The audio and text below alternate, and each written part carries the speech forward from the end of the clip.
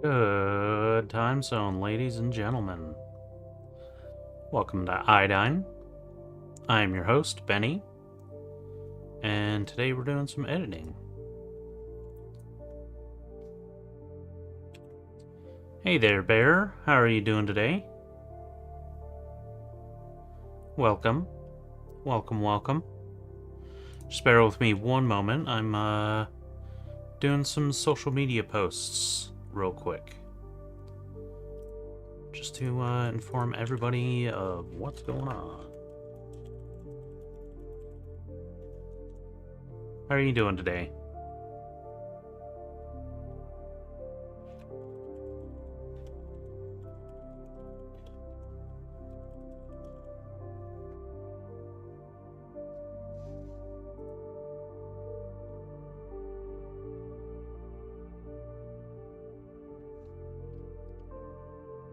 Raid?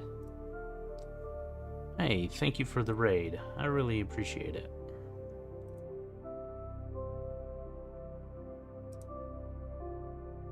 Hey there, Poyo. Welcome. How are you? How has your Monday been?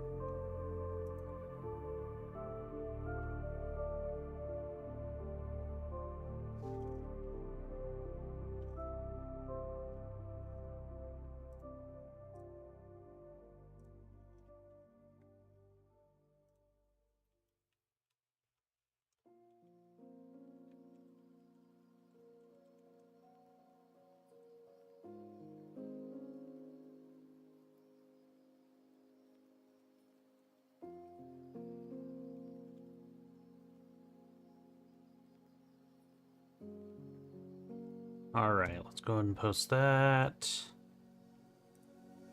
And we'll go and post this. And, sure, let's go ahead and switch over here. We're still kind of on a blank screen for now. Still loading everything up.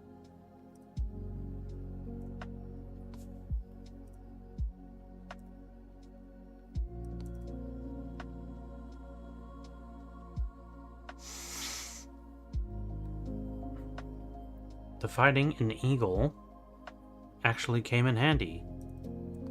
Did it now? That's cool, because I got another fight at school against a bully. He got in trouble because he started crying. Well, I can not,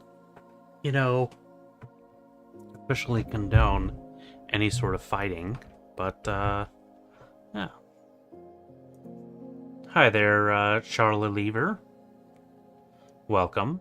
I hope you're having a good day. Okay. One more thing, perhaps the most important thing, is Fiction, Devour, Rough Draft.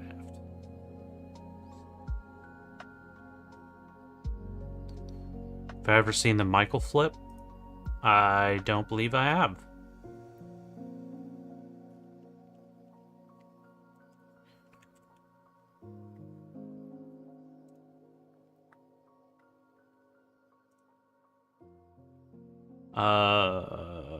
Yeah, okay.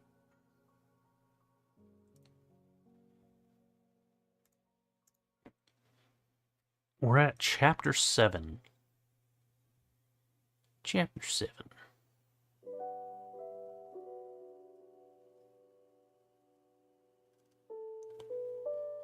Alright, let's get some,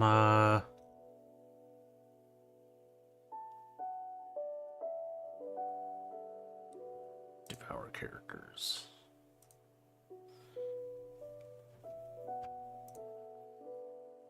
Let's get some, gens going while I'm doing this. Devour. I was just on it. Devour characters. Oh my god, come on. Stable diffusion.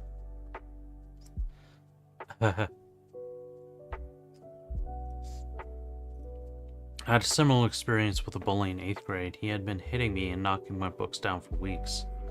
I warned him once, then shoved him down into the garden bed. He started crying. I couldn't believe it. Why'd you have to go and do that for? Why did you have to go and do that for? I imagine that's exactly how he sounded.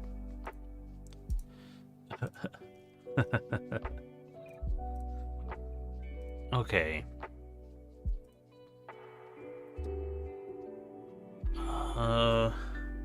Zero.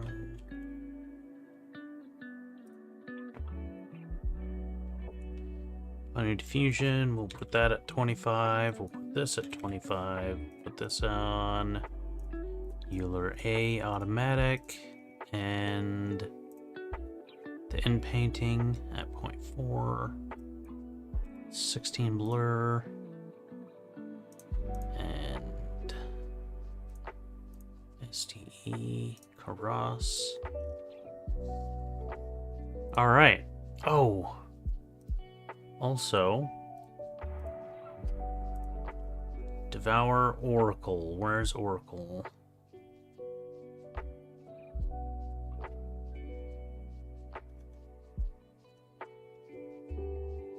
Devour Acolytes, Rosa, Lucy, Kit, Jade, Val. Oracle. There she is.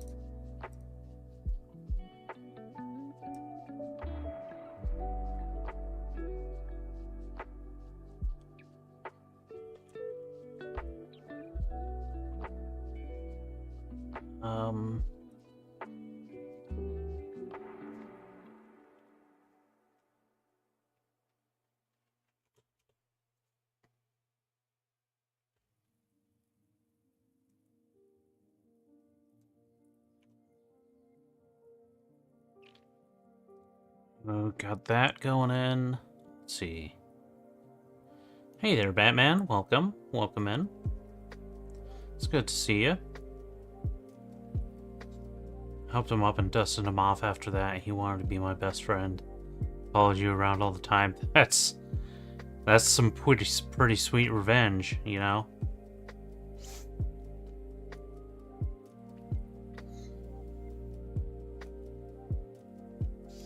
Hey, have a good one. Thanks for the raid, Bear. I'll catch you next time. There's one more thing I need to do here. Pony defaults. Oops. Pony defaults.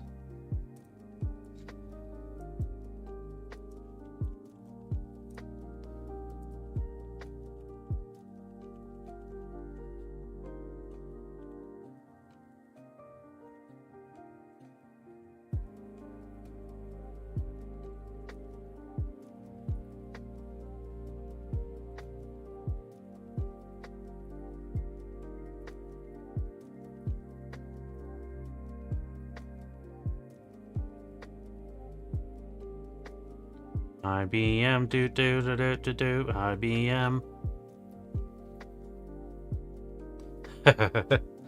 Can't be arse drawing, so you're gonna explain it. Do you know where that word arse comes from? Here's a hint. It's not ass. It's not a very good hint.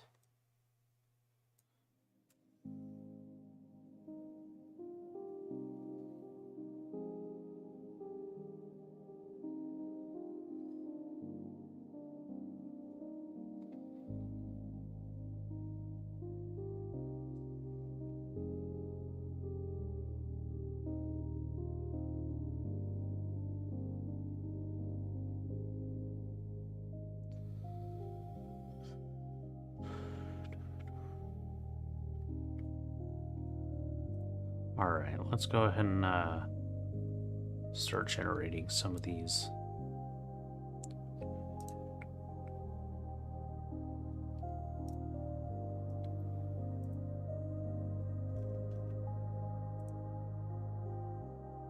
Dun, dun, dun, dun.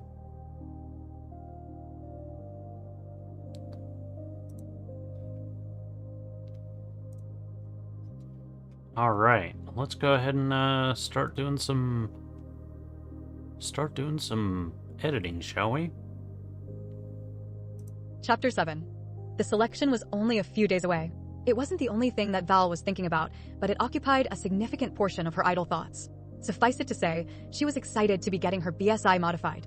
Miguel was actually the first to be scheduled for surgery to receive a BSI, but decided against going the automated process that was typical for Veracity residents, so his surgery was still a week away.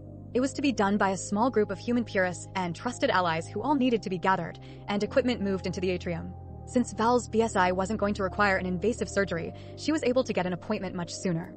Lucy was still hesitant about getting hers connected, so Val bravely volunteered to be the guinea pig. Whoops. Since Rosa had disappeared...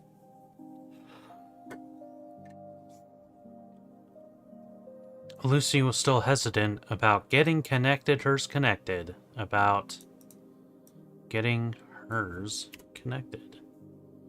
Hers? Should that have an apostrophe?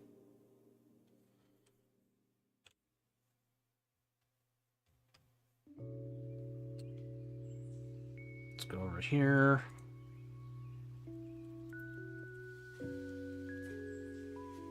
Is it hers or hers? Meaning and spelling examples.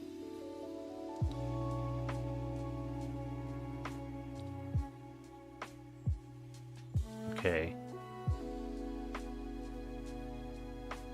Pronouns are an exception to this rule, so get rid of that. Lucy was still hesitant. Lucy was still hesitant about getting hers connected, so Val bravely volunteered to be the guinea pig. Hey, well, thanks for stopping in, Charla. I really appreciate it. I hope you have a good rest of your day.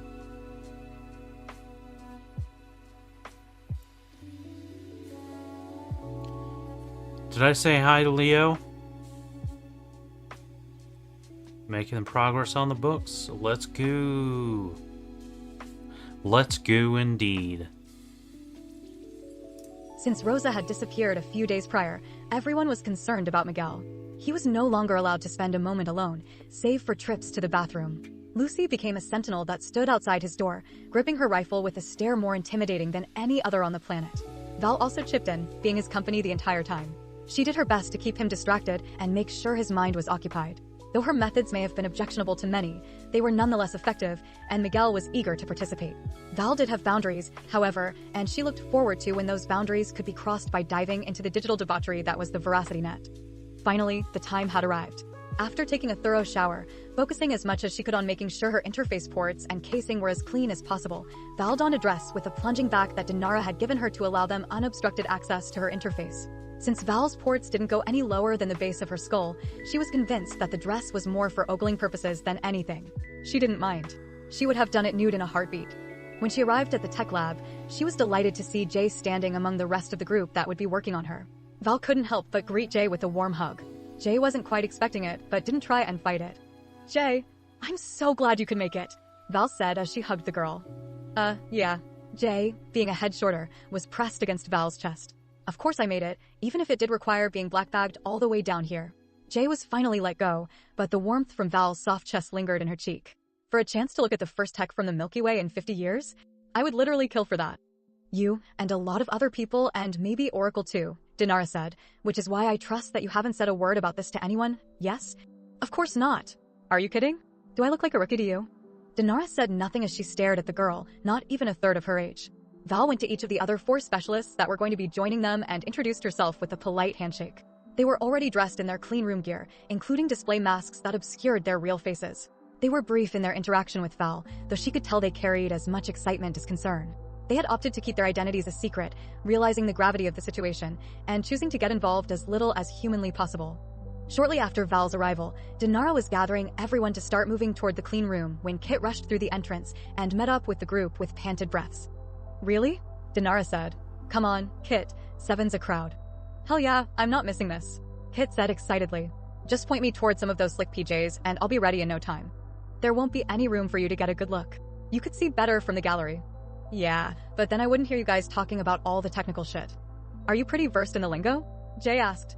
"I'm pretty sure tech reviews wasn't ever your thing." "Nonsense." I don't need to know the lingo, but viewers will eviscerate me if I miss out on those details. None of your readership will really care about this stuff either. Wouldn't all the jargon just weigh an article down? What article? Kit said with a laugh. Fuck that, this is for an award-winning docu-series, and I've got to have some shots and audio for that. Unless you've got something to contribute to the modification process, you can watch from the outside. What about me? Jay spoke up. I could record it and give it to him. I don't know. Din looked at Jay with reasonable skepticism. I've asked you to keep your BSI off completely while you're here. I can only hope that you are doing that. Come on, Dinara, Kit said. I've known Jay for a few years now. Her in-group might be a little fucky, but I've never known Jay to be dishonest or untrustworthy.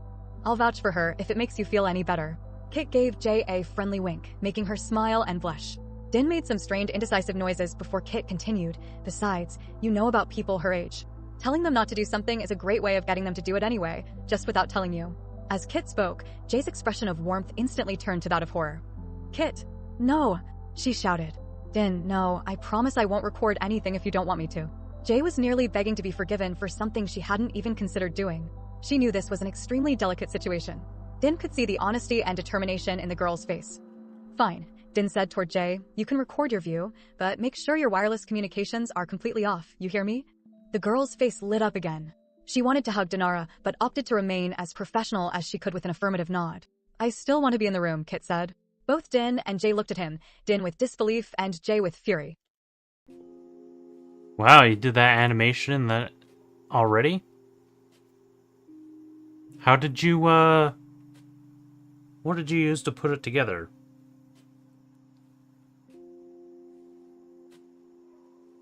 The Michael flip?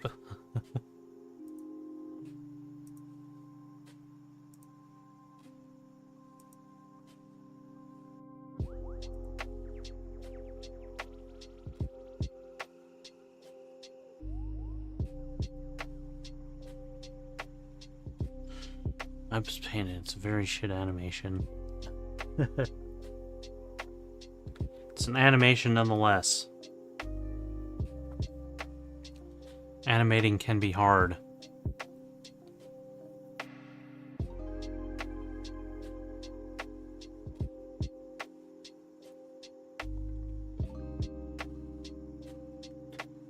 Fury. Fine, Kit, Din said, rolling her eyes, but you're staying in the corner, out of the way. And you're not going to say one fucking word, Jay took over with a much more threatening tone. If I hear one goddamn sound come out of your stupid mouth, I'm going to fry every last synapse until all your gray matter is as black as coal. Jay's threat was punctuated with a pointed finger in Kit's face.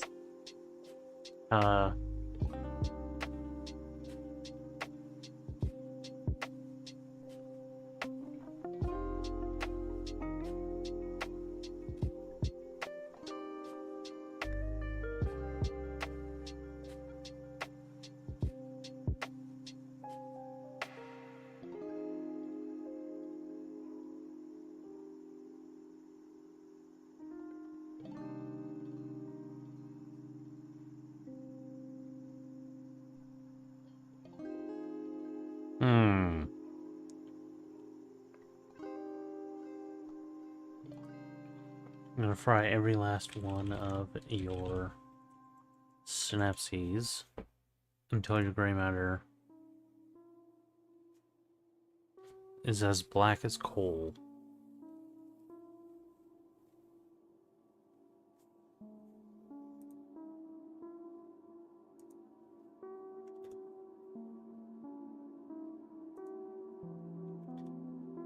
If I hear one goddamn sound come out of your stupid mouth, I'm going to fry every last one of your synapses until all your gray matter is as black as coal. Jay's threat was punctuated with a pointed finger in Kit's face. Jesus Christ, Jay, Kit said, cowering in genuine fear. The rest of the group looked at each other, concerned about whether she was actually capable of doing such a thing. Kit continued, yeah, you won't hear a peep from me. With that settled, Kit went off to get dressed and the group guided Val into the clean room. It looked much like a mechanic's garage, but all of the tools were very clean and neatly organized on waist-high instrument stands. Several of the stands circled around what was not quite an operating table. Sorry about the table, Din said. I was trying to get a proper surgery table in here, but I'm afraid you're going to have to settle for a massage table. You should have bought me a drink first. Val laughed. Surely you jest, but... Dinara walked over to a refrigerated cabinet in the corner and retrieved a bottle of clear alcohol and a shot glass. I've got a little sedative here to help you relax. Yes, please. That would be wonderful, Val said with a wide smile. Din poured her a shot and handed it to her. "I'd have a drink with you, but you know." "Thank you," Val said, taking the glass. "To a successful upgrade." "Cheers." Din clinked the side of the bottle to the shot glass and Val drank. The Varation vodka burned her throat, making her cough. It wasn't the first time Val had alcohol, but close to it. She'd had just enough previously to be able to tell the difference in taste versus the popular brands back in the Milky Way, with the Varation variety having a much sweeter taste.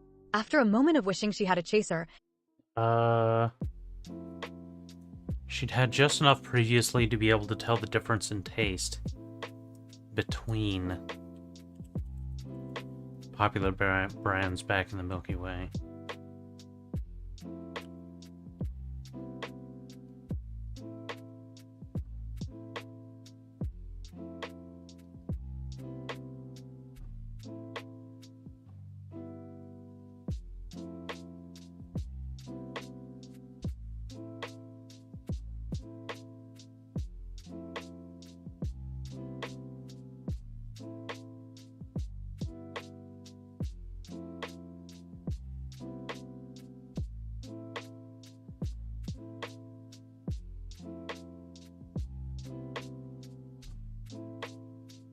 Okay.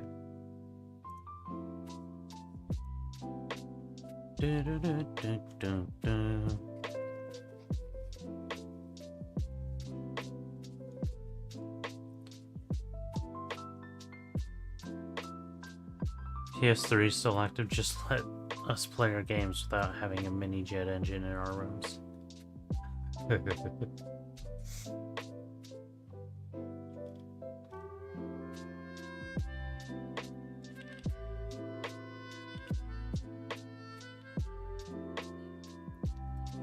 Won't be able to stream or play online? Really?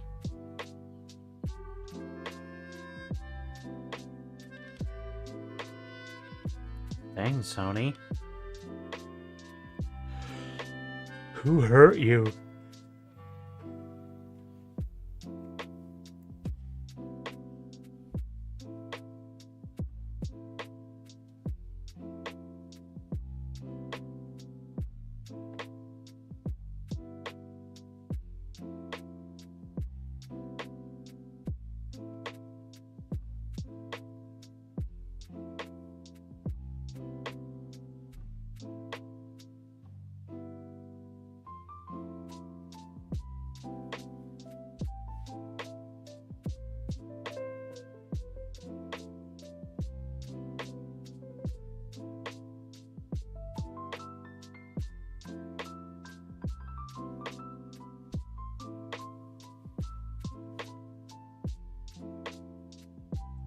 World War III does begin.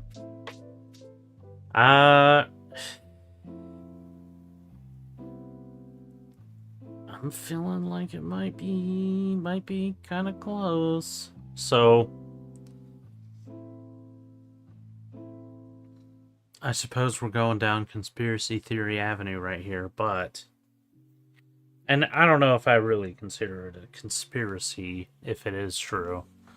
So I don't know if you guys have heard about these drones that are flying around in New Jersey. And people are like freaking out, wondering what the hell are they? Where are they coming from? Why are they appearing at night? Well, a buddy of mine showed me a YouTube video of a ex-military guy that's like talking about what's going on there. Like, some people are, you know, in light of all the UAP stories that have been coming out, like, some people are like, oh my god, what if it's aliens? But no, like, the UAP thing, I definitely, you know, keeping my eye on that too. But these drones, like, they don't seem on the same level as those UAPs. Like, they seem very human-made, like within our technology to be able to make these drones. But we don't know who's making them, allegedly. And I was talking to my friend, and I was wondering, like, why, if they're in our airspace and we don't know who they were, like, why don't they shoot them down? Why doesn't the military just shoot them down? Like, they have to go over, you know, they have to be being tracked first and foremost. And they have to go over some rural areas where the, you know, damage to, what's it called? The collateral damage, if they shoot it down, would be minimal. Like, so, why aren't they shooting them down? Why aren't they tracking them? Why aren't they telling us more about what they know about them? Because they have to know a lot more about these things. Like, so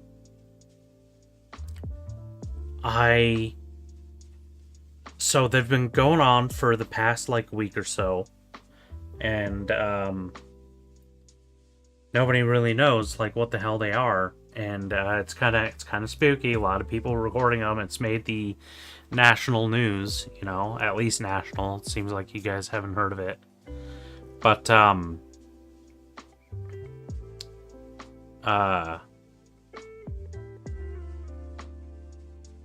now, these drones, these are not small drones. These are like car-sized drones. So, these are drones that are being built and operated by people who have some funding. Like, these are not your toy drones. So, like, I was watching the video, and in the video, the guy is basically talking about, well, he says that what they're actually doing is, usually if you have, like, drones like this, like, in the military for, like, whatever uses that you might have for drones like these, it would be for, like, detecting gas leaks or detecting radiation. And they're going around and they're just recording information about the amount of radiation that they're getting in an area or like observing in an area. And the reason that they might be doing that is to find nuclear weapons that have been lost. Nuclear weapons that may have come from Ukraine, not like the Ukraine government, but like back during the USSR, when it was dissolved, and they got rid of much of their nuclear arsenal, you know, in other countries, you know, Cuba, the Cuban Missile Crisis and stuff. When they were dismantling that, like, an incredible number of nuclear missiles just, they didn't have the funding and they didn't have the resources to be able to track all of it, and tracking of it kind of didn't do well. So like thousands of those nukes are just missing, and it can't be verified, you know. And so, like, there are basically, what he's saying is that these drones, the reason that they're not shooting them down is because, one, they're the military and or the government, and they're looking for a nuclear bomb or nuclear bombs on U.S. soil. And that, you know, it's kind of a scary thought.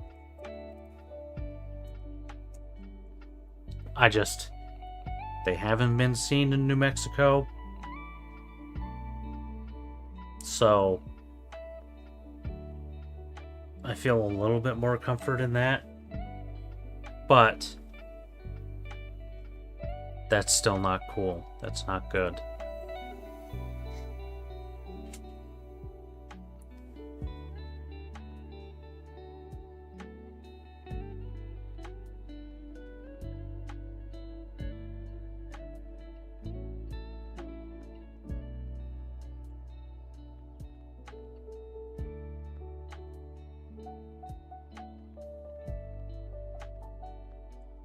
Have seals as aids? What?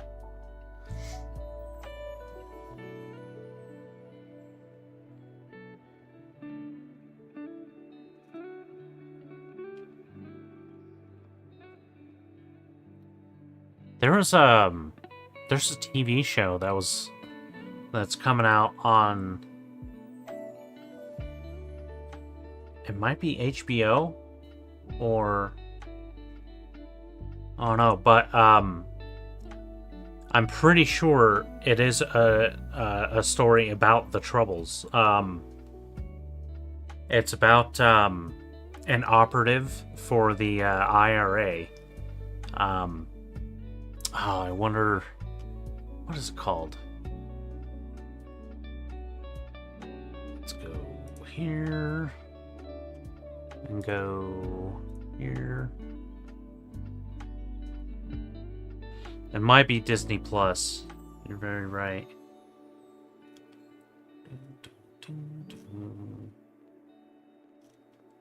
Series. I need to start watching Dune Prophecy.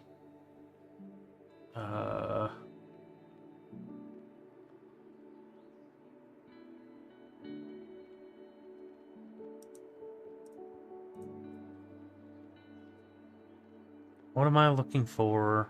What am I looking for? IRA series. Rebellion? Netflix? Could it be a Netflix series? Say Nothing. I think that's the one.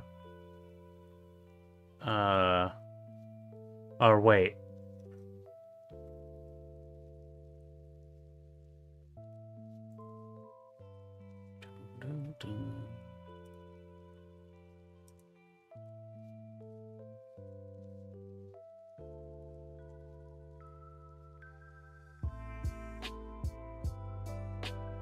The 1916 Easter Rising? No.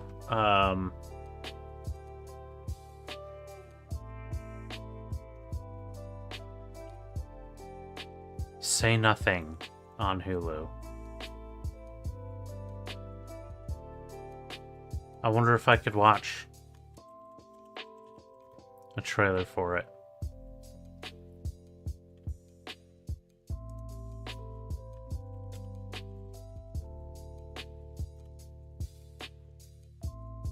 Because it's definitely something that I want to learn a lot more about. I've heard a little bit about it, but I don't really know much of what's been going on in it, like what it's really about. This won't do. We've no guns, no ammo. What's an armed robbery if you're not even armed? Think that's just called a robbery, Jimmy? And how can I help you today, sister? Have you got a gun there? No. We can see our guns sticking the table now. Is that a spud gun? It's not the size of the gun that matters, you know, it's how you use it. Not my experience. Listen up! We are liberating funds for the Irish Republican Army. Mother Superior.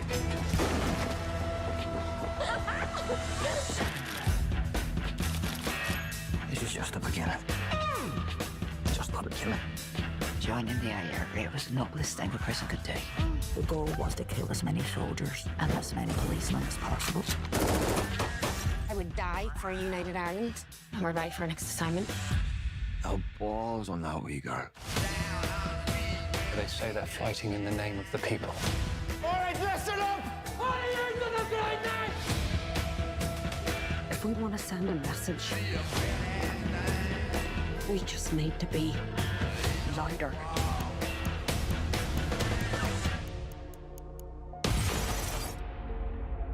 Peace doesn't come without cost. Miss Price. Miss Price. Miss Price, do you regret your actions?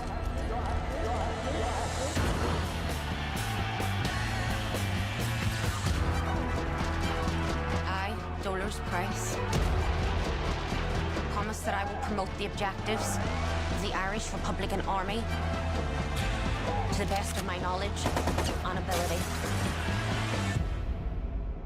Right then. You're not to tell anyone. Understood?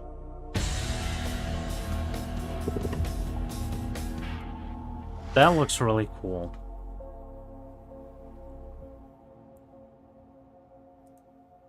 That looks really cool.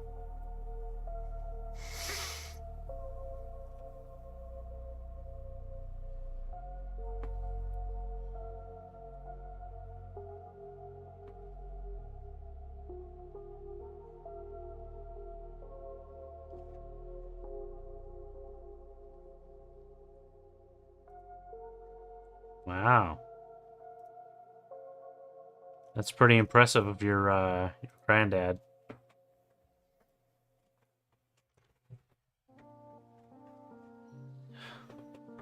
Personally, I'm wondering if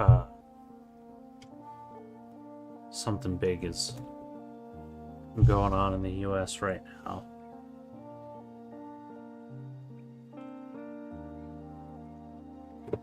Regarding the Luigi situation.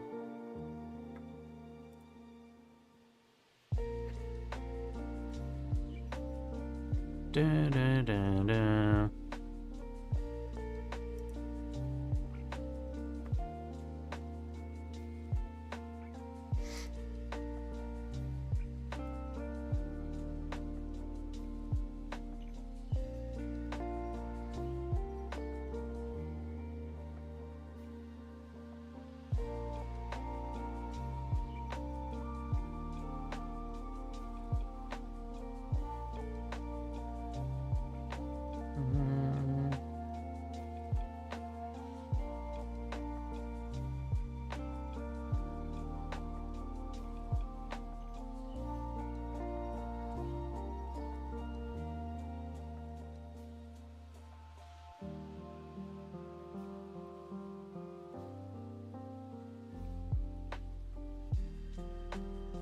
All right.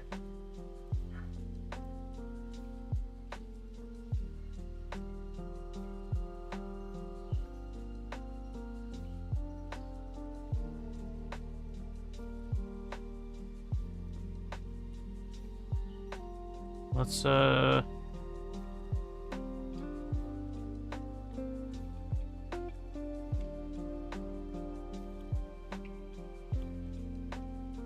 The Varation vodka burned her throat, making her cough. It wasn't the first time Val had alcohol, but close to it. She'd had just enough previously to be able to tell the difference in taste between the popular brands back in the Milky Way, with the Varation variety having a much sweeter taste. After a moment of wishing she had a chaser, she held out the glass to get another shot. Dinara happily obliged. Just as she was filling the glass, Kit walked into the room. "Oh, can I have some?" he said from behind his mask. "It's for the patient only, sorry Kit," Din said. "We'll have a drink after if everything goes well." Kit let out a disgruntled groan before finding the most comfortable corner and crossing his arms like an upset child. After Val took her second shot, she climbed onto the massage table, placing her face in the hole and flipping her hair to the side, clearing the way for access to her BSI. The mechanics all stepped to their places around Val and took some time to look over the tools in their vicinity. After a couple of minutes, Din spoke. "All right, everyone ready?" she said. The group nodded. "Jay, you recording?" Din said, and Jay nodded. "Okay, here we go." Val felt a gloved hand at the base of her skull and another on the base of her neck, on either side of her interface. At first glance, it looks like most of our tools are the same that they still use back in the Milky Way. That's good. Let's get the plate off and take a look inside. As Din, Jay, and their associates opened up Val's BSI input hub, Val laid motionless on the table and let them tinker around with her hardware, only millimeters from her... Here.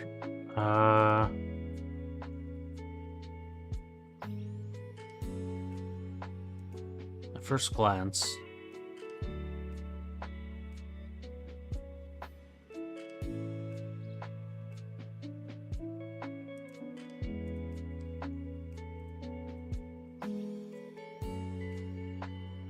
it looks like most of our tools are compatible with.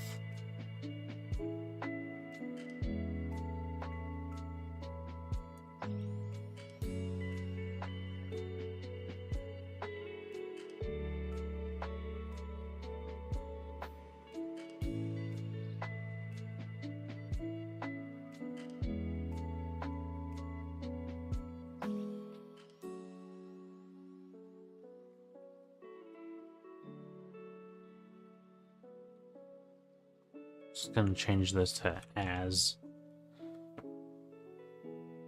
Looks like most of our tools are the same as back in the Milky Way. That's good.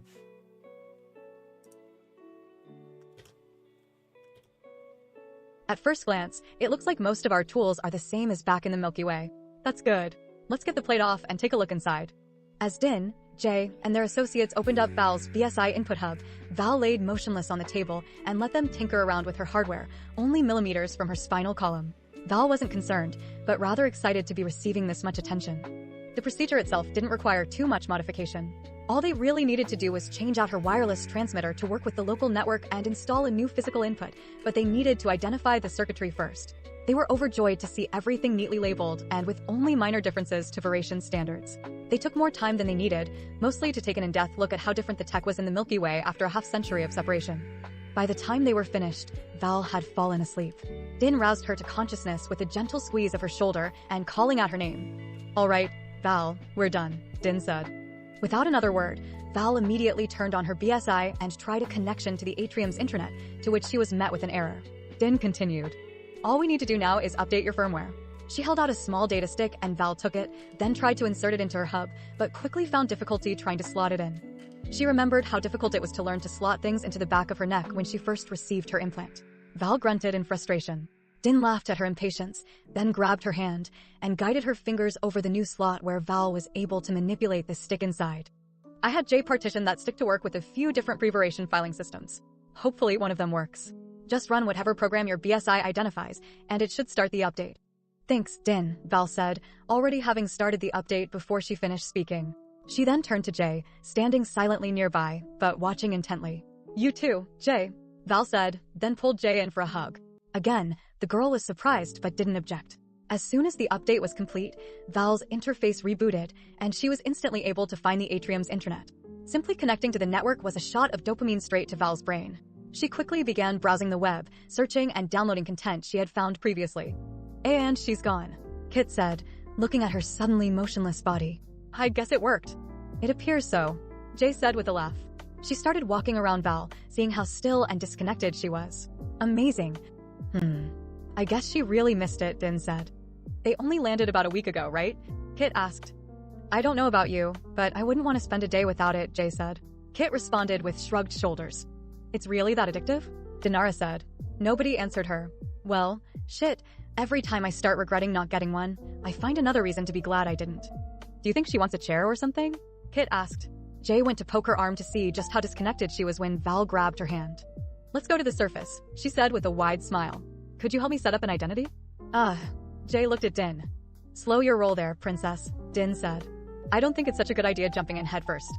"Who's jumping in headfirst?" Val said.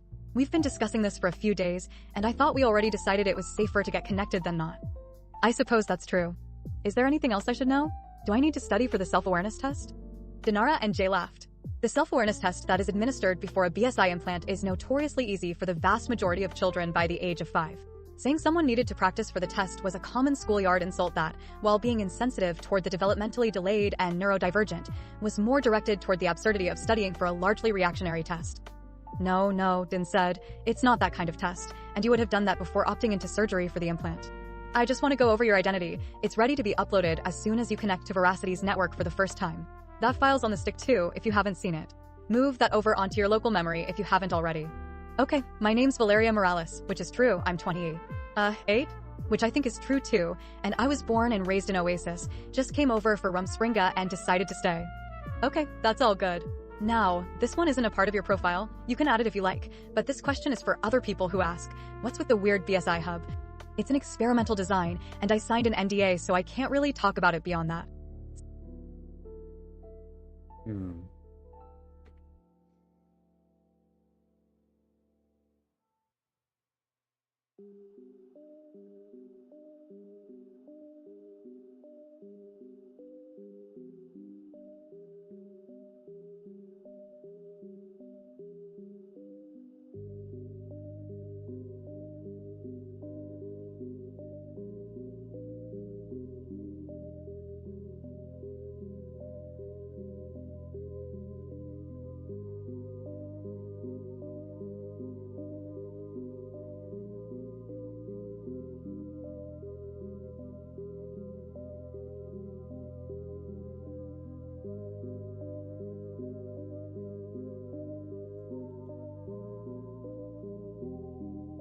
I have the mention of Rumspringa in this, which is cool, I think. Okay, my name's Valeria Morales, which is true, I'm 28. 8? Which I think is true too, and I was born and raised in Oasis, just came over for Rumspringa and decided to stay. Okay, that's all good. Now, this one isn't a part of your profile, you can add it if you like, but this question is for other people who ask, what's with the weird BSI hub? It's an experimental design, and I signed an NDA so I can't really talk about it beyond that. Sounds good, Din said. I still think you should sleep on it, but, you know, free will and all that. I want to insist on the grounds of making sure I'm secure and being tracked, but if I'm being honest, I mostly want to see what the rest of Veracity has to offer, digitally and otherwise. That's understandable, though I do think that we have a pretty good section of stuff from Veracity on our network down here. We're not prudes, we like to get freaky too. Yeah, I know. I appreciate you trying to keep me safe, but I've been so stressed since before we landed here. I need a release that I don't think can be provided down here, unfortunately. Jay, would you be willing to show me around the city? Jay's face turned beet red. Why, sure. At least let me set up and test tracking your BSI, it shouldn't take long. Din said. Val, despite her childlike impatience, waited as Din set up the tracking program on her mobile device, then guided Val back through the atrium into her office, followed by Jay, Kit, and the other mechanics, who were hot on Val's heels like puppies, just waiting to see what their otherworldly visitor would do next. When they arrived at Dinara's office, they greeted the statue-like sentry that was Lucy before walking into the room. Miguel jumped up from his napping position on the couch, a momentary look of fear filling his face until he recognized the group. Oh, hey, he said. How'd it go? Pretty good. I've got a connection, and I'm about to head to the surface to set up my profile and give it a spin, Val said. She looked at the boy and gave him a wide grin. You want to come with me? Miguel's face lit up at the prospect of going above ground again after being stuck below for the past few days, but before he could speak, both Dinara and Lucy stepped between Val and the boy. Kit joined in with the cacophony of dissenting voices. That seems like a dumb idea, Kit said. What? No, Lucy said. Are you fucking kidding? All right, Val, Din said. Now, I really think we should hold off on that. I've got an implant procedure in the works with some trusted surgeons and custom tech set up for him in a few days. Let's wait until then, shall we? Let's get rid of this now.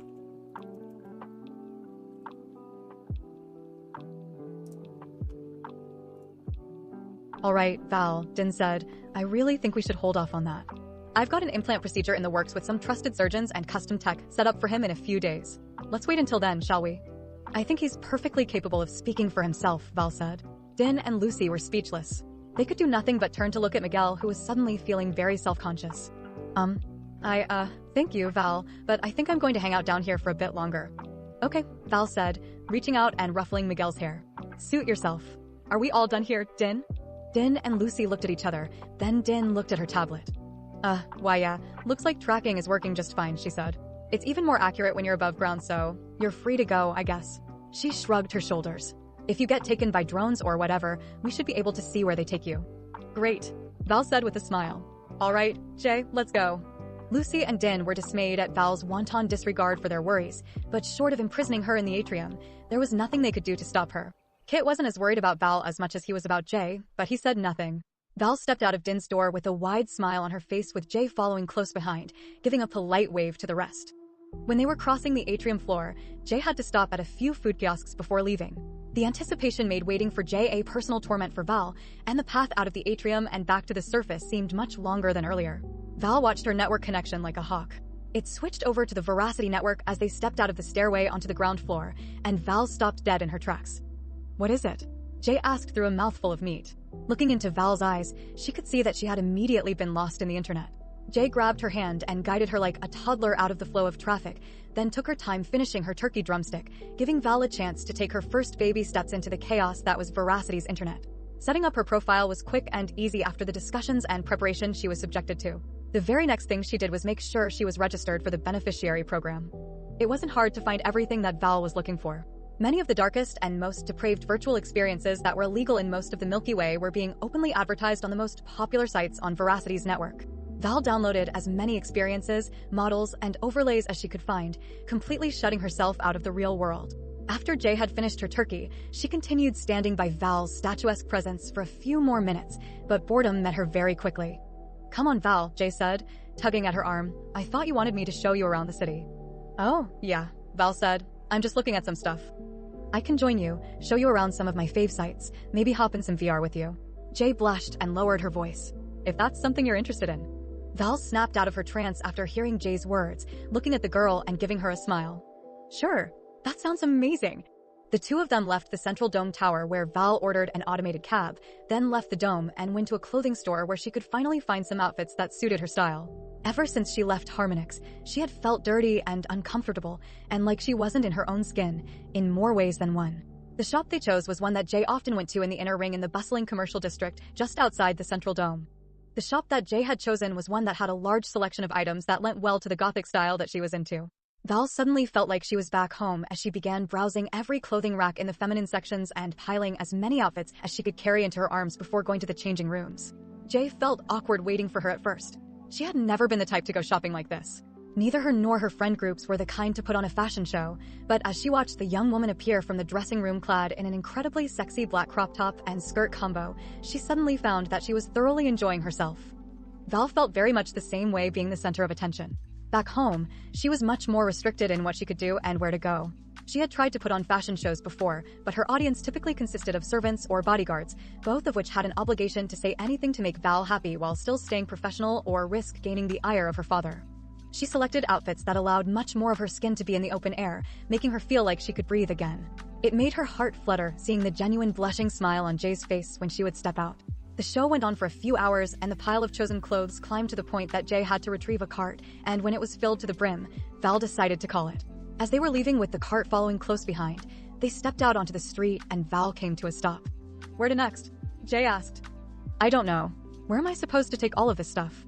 Well, I'm sure we can find an apartment for you nearby. How nice will it be? Decent, I guess. We can find some higher-end ones, but it can take a while to get into one of those. Though, if you set up your AR/VR right, I don't really see the reason to have one of them. I suppose that's true, Val said. Well, what about your place? My place is pretty small, and I spend most of my time there in a VR environment anyway. I meant, can we go to your place? Jay began blushing again and shrinking into her chest. I don't know. I don't...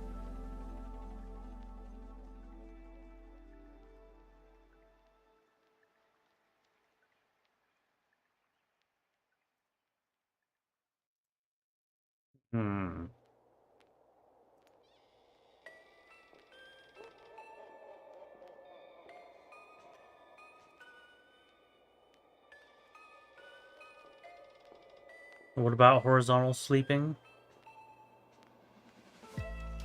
I am alive. Just considering I have but here and I have a though here.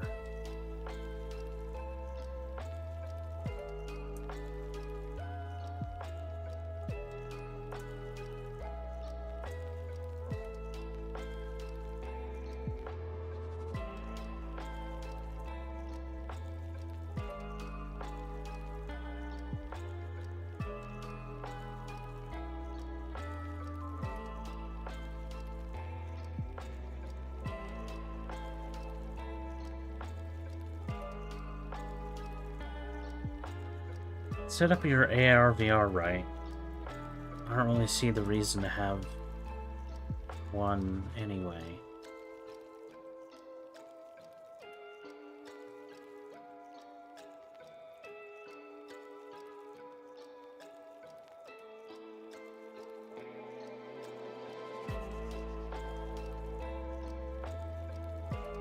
I don't know. Where am I supposed to take all of this stuff? Well, I'm sure we can find an apartment for you nearby. How nice will it be? Decent, I guess.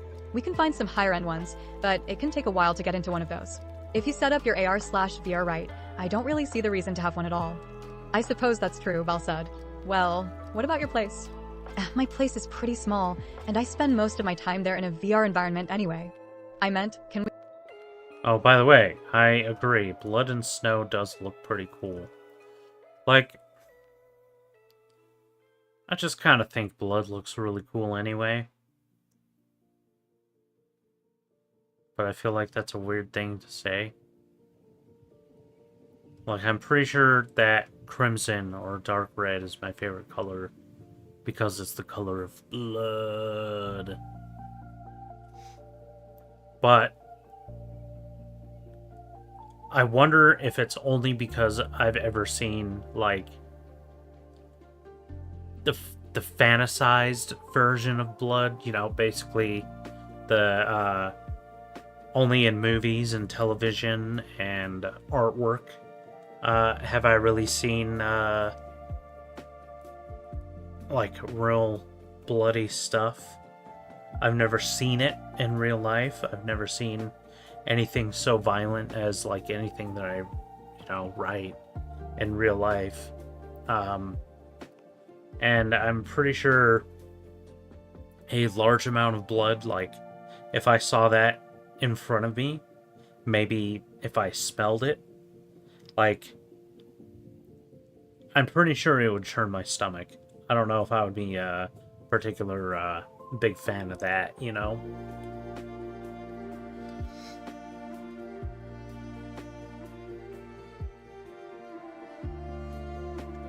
I meant, can we go to your place? Jay began blushing again and shrinking into her chest. I don't know. I don't really take people there. It's kind of a secret place, off-the-grid type, you know. Well, you guys installed a physical off switch between the antennae and my interface, right? I can go off-grid, if that's what you're worried about. Val smiled. She could see that Jay was still unsure, so she reached back to grab a bandeau from the pile in her cart and held it up. I can go blindfolded too, if you really want to do the cloak and dagger thing.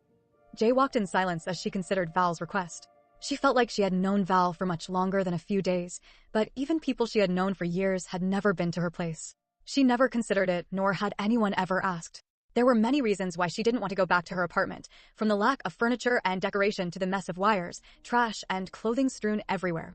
Jay didn't think about her original reason, that her hobbies mostly consisted of illegal hacking of Oracle systems and of public figures' private information. As she looked at Val's seductive smile, her concerns for personal safety became non-existent. I suppose it doesn't have to be your place, Val said. I just want to spend some time with you, and thought that maybe you prefer to spend that time away from prying eyes. Val drifted closer to Jay, lightly brushing her chest against the girl's shoulder. Unless being watched is your kind of thing. In that case, maybe we can go to a club or something and put on a show. The fingers tracing up and down the inside of Jay's arm only helped to cloud her thoughts further. Her primary concern became finding a place where they could be off their feet. Her place may not have been much to look at, but at least she owned a comfortable bed, and she had just put on a clean set of sheets, too. All right. I guess we can go to my place, but... Jay swiped the bandeau out of Val's hand. You were going blind. I don't know if I need this comma there.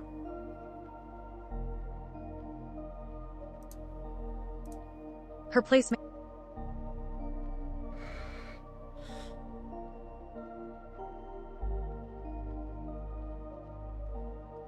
Most of your romance stories have been from gore stuff. I feel that. I feel that.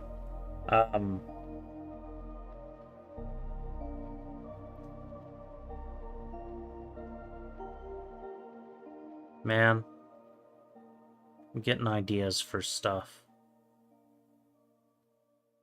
Don't you hate having ideas?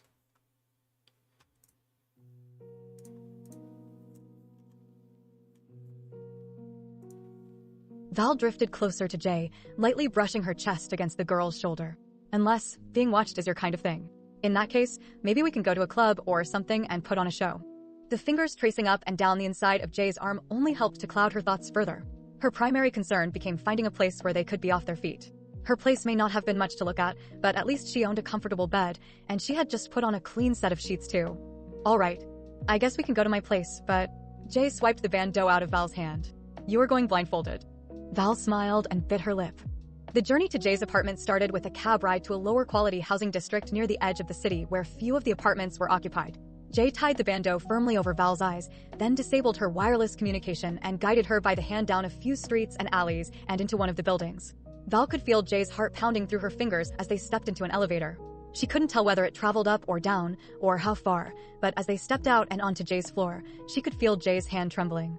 The door to her apartment unlocked with a biometric scan, and after closing the door behind them, Jay removed Val's blindfold. They were in the apartment for only a few seconds, just long enough for Val to take a quick look around the room and throw her pile of clothes on the floor, before she turned toward Jay and approached her with purpose. Jay stepped back and pressed herself against the door as Val continued her approach, until she was only centimeters from the girl's face. Nice place you have here, Val said, looking directly into Jay's eyes. Thanks. It's not much to look at, but dash. Jay was cut off by a sudden, deep kiss and was locked in place by Val's arms around her body, not that she would be able to move anyway. It wasn't Jay's first time, but she felt like it was. She wasn't sure if it was simply because she had never had anyone in her own apartment before, or whether it was due to the woman being from a universe away. She could taste the difference in her genetic makeup, like sweetness with a tangy kick. When they pulled apart, Jay inhaled with a stutter and Val laughed. "Am I being too forward?" Val asked. "What?" Jay was confused at her suggestion. And no, not at all. "I've seen greetings that were dirtier than that." "Oh, really?" Val said with a raised eyebrow, as if it were a dare. I've had greetings that were dirtier than that. "Had greetings that were dirtier than that." "Oh, really?" Val said with a raised eyebrow. As if it were a dare, Jay reached forward to grab Val's hips and moved in for another kiss, but as soon as her hands touched Val's body, the woman grabbed both of her hands and slammed them against the door above Jay's head, pinning them with one arm. She then waved a finger in front of Jay's face. "Nua," Val said with a grin. "No touching until I say so, understood?" Jay replied with a nervous nod, and Val gave her another kiss. This was certainly something new for Jay. The pressure on her wrists was painful, but the intense rush of chills throughout her body overpowered it. They kissed until Jay was nearly out of breath when Val pulled away again, like she knew exactly when to do so. "Well, are you going to show me to the bed?" Val asked. With her hands still pinned, Jay simply pointed to the opposite corner of her modest studio apartment. A nondescript bed on a low metal frame sat in the dim blue glow of terminal displays. When Val let go of Jay, the girl rubbed her wrists and timidly followed the woman to the bed. Val pulled the covers down and motioned for Jay to sit, and she did so, but then Val pushed her down and climbed on top of her with another kiss, again pinning her, albeit much more comfortably this time. The kiss drifted from Jay's lips to around her jaw and up and down her neck. When Val made it to Jay's ear and her teeth gripped her earlobe, the girl shook her head and fought against Val's weight. "Ow! No biting, please," Jay said. Val pulled back and grinned at her, then stood back and started undressing, giving Jay a show as she did. The pain from the bite disappeared completely by the time Val had nothing left to strip off. Jay started rising to remove her own clothes, but Val pushed her back onto the bed. "You wait there," Val said. "Get comfortable. I'll be right back." She walked back to the pile of clothes by the door and picked up the bandeau they had used as a blindfold and brought it back to the bed where Jay was waiting patiently. She climbed on top of Jay, then took her hands and fed them.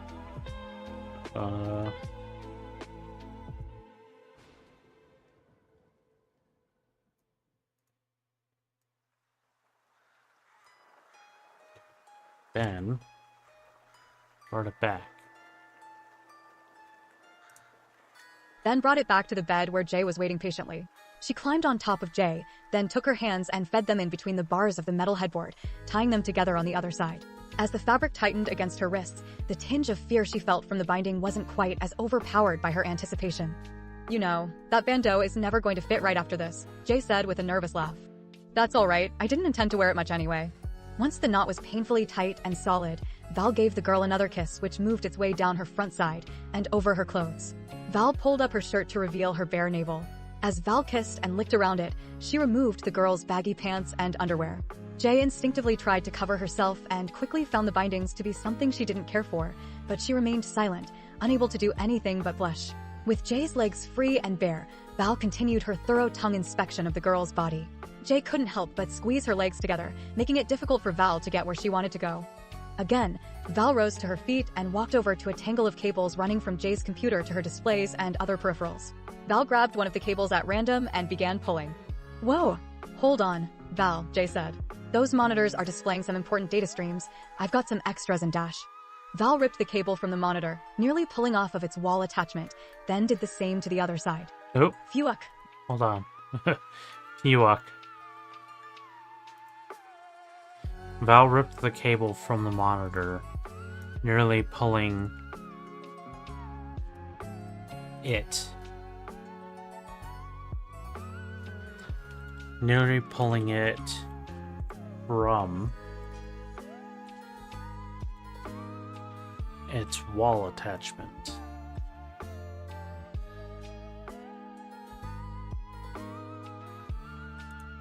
Its wall attachment then did the same to the other side. Phew, Val, come on. Jay could do nothing while tied to the headboard as Val tore another cable from the bundle.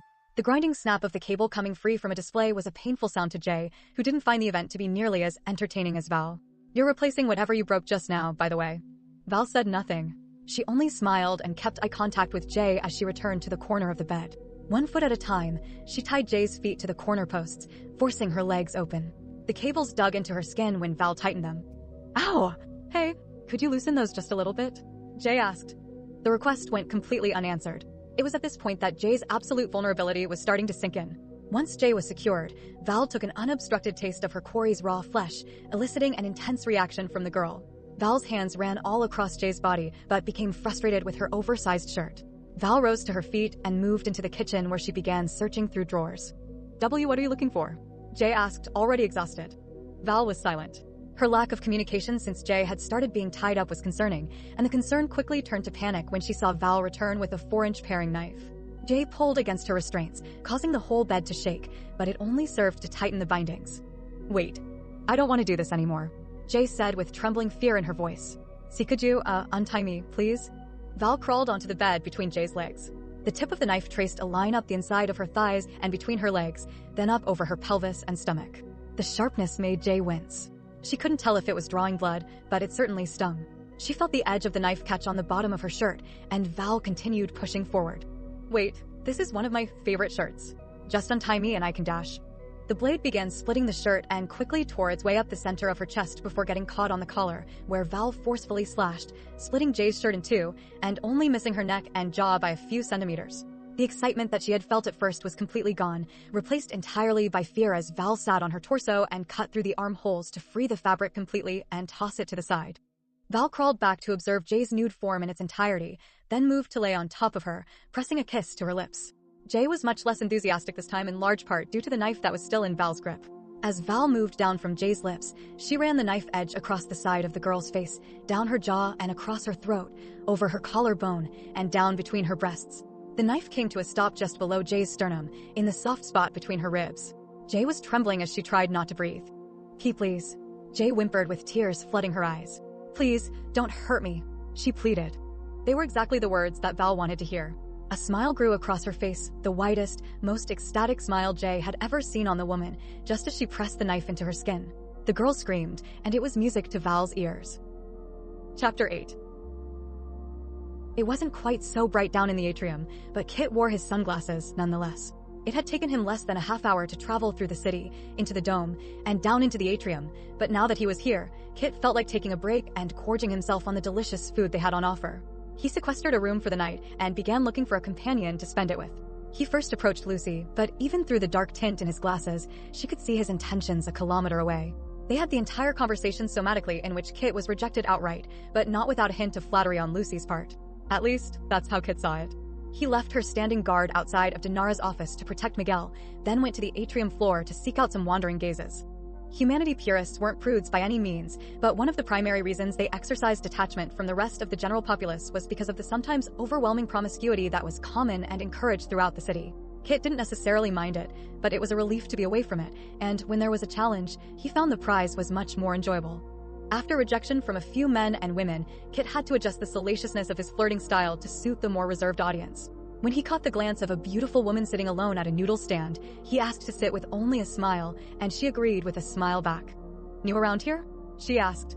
Not new, exactly, Kit said, motioning to the cook for a bowl, just visiting. Vacationing, you might say. A holiday? That sounds nice. Holiday from what? Writing, I'm a journalist. Very cool. Not a lot of them out there. Are you competing with Oracle? No. Writing, period. I'm a journalist.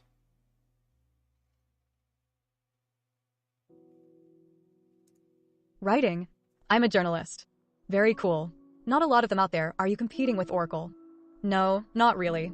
She's got all the facts and data about everything, but the human experience, I think, is what makes writing interesting. So that's what I do. I see, the woman said. Is it gouache to ask about stories you're working on while you're on holiday? I'll let it slide for someone so beautiful. Kit put on his sexiest grin and side-eye, and the woman gave a blush and a smile in return. Recently, I've been looking into missing people. Did I look through all these pictures? I don't think I did.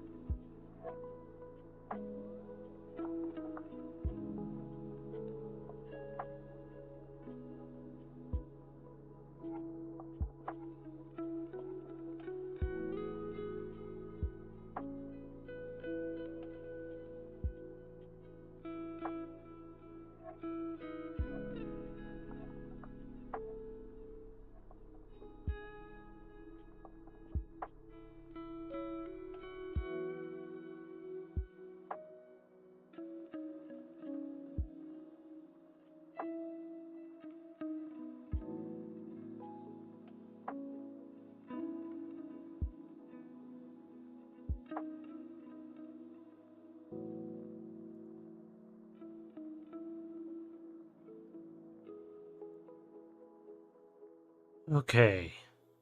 Yeah, let's go with random Poyo fact.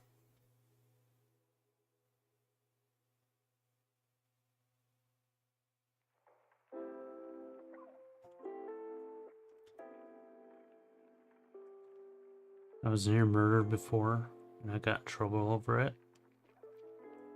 Near murdered? How was that? How did that go about? I'll let it slide for someone so beautiful. Kit put on his sexiest grin and side-eye, and the woman gave a blush and a smile in return. Recently, I've been looking into missing people.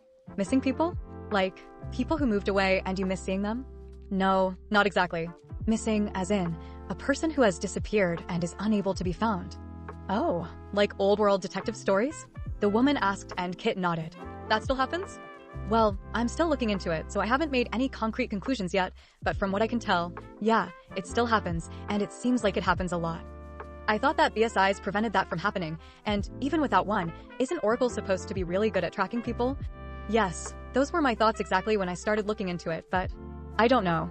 I think that BSIs and Oracle might be behind it or involved in some way. How so? The people that go missing. They don't actually appear to be missing to their loved ones or friends. They still seem to be present on social media and will talk to people who ask about them, but in a few of the cases that I've looked into, I couldn't find any trace of their actual, physical body anywhere, Kit said. The woman shivered. That's chilling, but that only happens to people with BSIs, right? Well, no. Kit suddenly felt like this method of flirting wasn't doing much for him, but he was unable to find a way out. Actually, the ones I've been investigating have all been people without interfaces. There was a brief silence as the woman's face began to seem much less interested and more horrified at what Kit was telling her. But don't worry, he said, putting on as comforting a smile as he could muster. Not one of the missing that I've been looking into has been from down here in the atrium. That's comforting, I guess, the woman said. Sorry, I suppose it's not really a great topic of conversation, Kit said with a nervous laugh. Back in 2021, it was A's B-Day. Me, my best friend, and A were sitting on her bed chatting. S comes into the room and it was like a bull seeing red.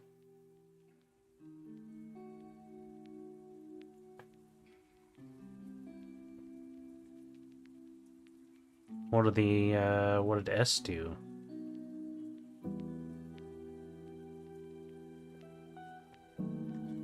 Laugh. No. It is actually pretty interesting, if a little scary. It just makes me think about some friends I knew before I moved down here a few years ago. Is that so? Kit's ears perked up. Yeah, there was a girl I went to school with that left suddenly, but when I asked her about it online, she said she just went to a private school on the North End. And there was a boy that I was squeezing on. I thought he was really into me. We even considered getting married at one point, but he just vanished. When I blew up his messages, he said he was offered some government job, and we got in a huge argument. I never saw either of them again in person, but I have seen them pop up in my socials every once in a while. I see, Kit said. Well, that certainly does seem to fit the bill. It might be a little too personal, but do you think I could get their names? You're asking for their names before you've even asked mine? The woman said with a giggle. Despite the rocky start, Kit was able to make his way into the woman's favor. He shared information on his case with her and intertwined increasingly more of his suggestive flirting style. As tempted as he was, he did not speak about his new friends from beyond the stars, retaining some of his integrity as a journalist, at least. After a couple of bowls of pad thai, Kit invited her to his room, and she happily agreed. After stopping by a liquor kiosk, they returned to his room. He put on some music for a gentle, relaxing ambience and fixed a couple of drinks, but just as he was walking over to meet his guest, he received a message from Dinara. Got a message from Jay's people. We need to talk now. It's urgent. Kit sighed as he sat on the bed next to the woman. The feeling of disappointment was overshadowed by an intense feeling of dread of what Din had to say. He apologized to the woman as he handed her the drink. They downed both of their drinks and returned to the atrium where they parted. The woman was clearly annoyed by the waste of time, but she was polite and still interested enough to give Kit her socials for a rain check.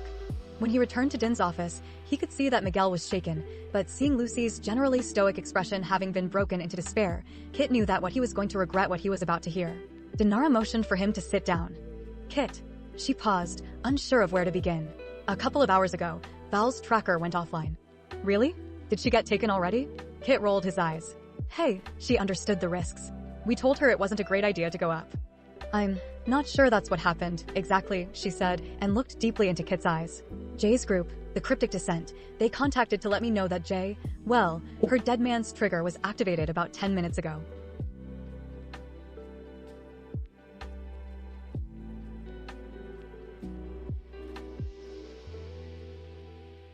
Instantly targeted onto you. I had a bruised rib, a massive cut across my face, scratch marks all across my neck. You got in trouble because you kicked her off me? S is a woman?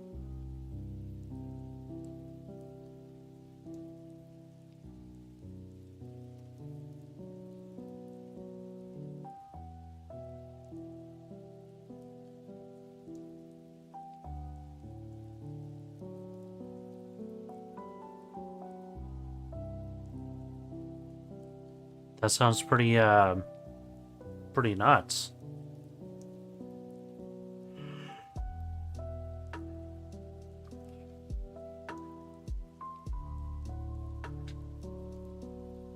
Glad to hear you're okay, bud. What? Kit asked, then chose not to explain, but to let Kit take a moment to understand what it meant. You mean, she's. They aren't sure yet. We aren't sure. Along with the info dump that was part of her trigger, a location was released. An apartment building near where Val's tracking was turned off. The Descent is pretty sure it's Jay's place. You don't think she could have been taken, like Rosa and the others? If she were taken, her trigger probably still would have been flipped, but I don't think it would have provided her apartment as a location. Frankly, we don't know. Nobody's gone to investigate yet. If she is, well, the Descent says that she has an expanded memory card that she records her vision to, but none of the Descent is willing to retrieve it themselves. I think it's best if it's you. Kit took a deep breath. He couldn't disagree, but he was certainly starting to feel the weight of the danger that seemed to follow these void crossers. Whatever was happening to make them disappear, and all of the disappearances he had been investigating, was still unknown. An as yet invisible enemy. He looked over to Lucy, who was sitting on a chair, leaning against the butt of her rifle that may as well have been physically attached to her body. It was by far the largest gun that Kit had ever seen, at least in meat space. I don't imagine you'd let me borrow that gun for this trip, would you? Kit asked. Lucy looked at him like she couldn't understand what he had just said. Are you fucking kidding me? No, she said. All right, that's fair. Then how do you feel about coming with me? Lucy looked at Miguel, who was sitting in a corner, staring at nothing with empty eyes. She was torn between her obligations to Miguel versus Val. Already, the pressure of losing an entire ship of refugees and then half of the survivors over the course of a week was having a toll on her psyche. Dinara could see the anguish inside her and did what she could to help. I think you should go with him, Din said. I'll stay here with Miguel. He'll be safe with me. But, what if something comes for us, for me, what if my rifle isn't enough to stop it? Wait, hold on. What if it is?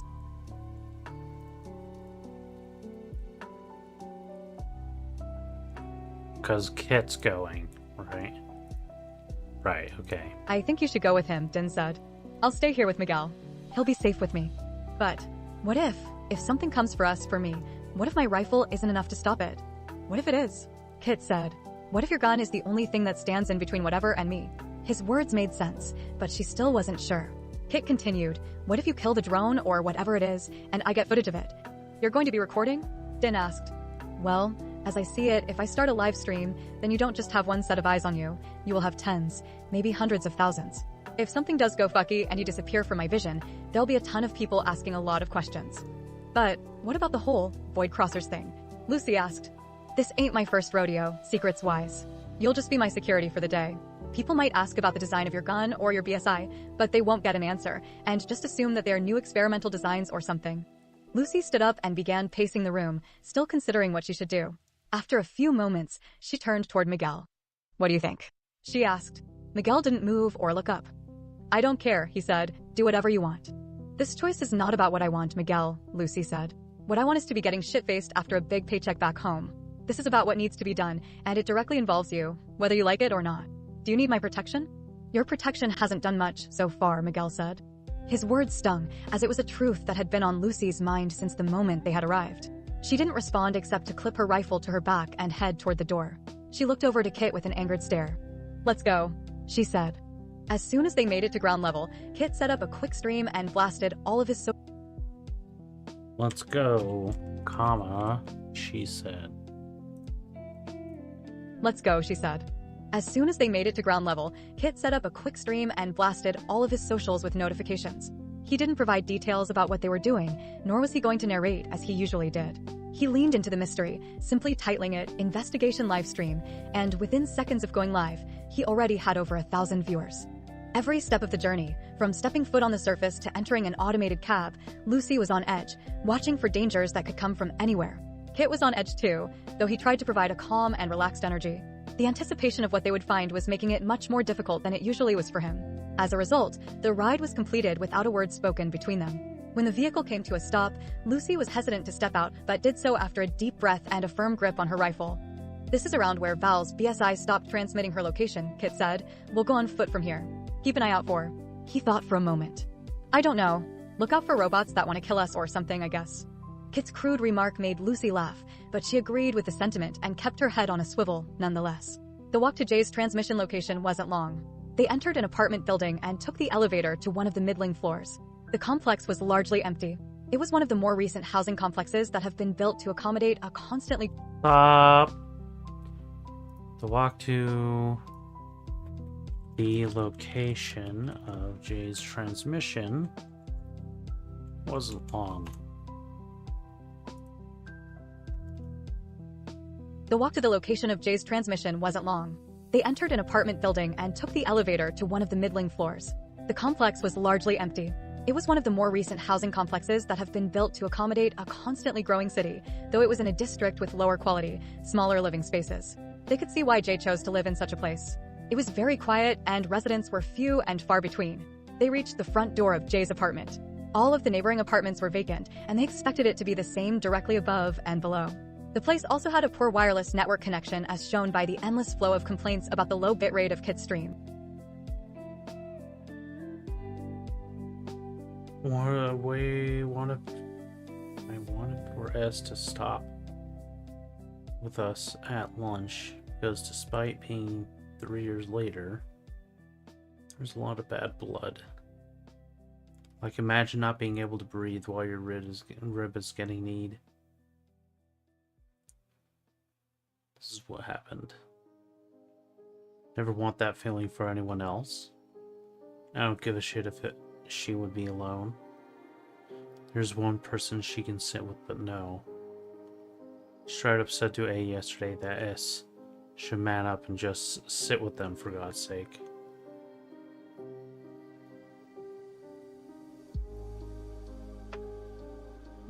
That's wild. That's some wild and crazy stuff.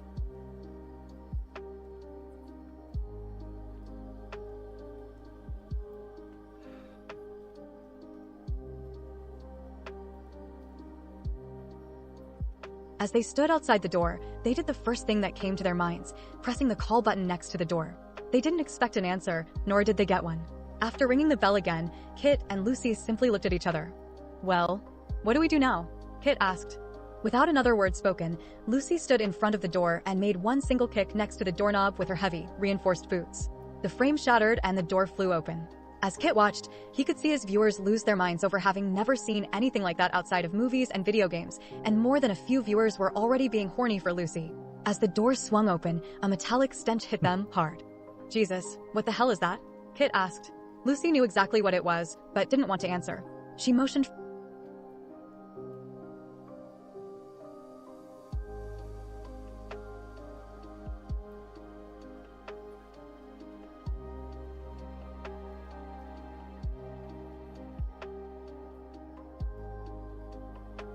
More than a few viewers were already getting horny for Lucy.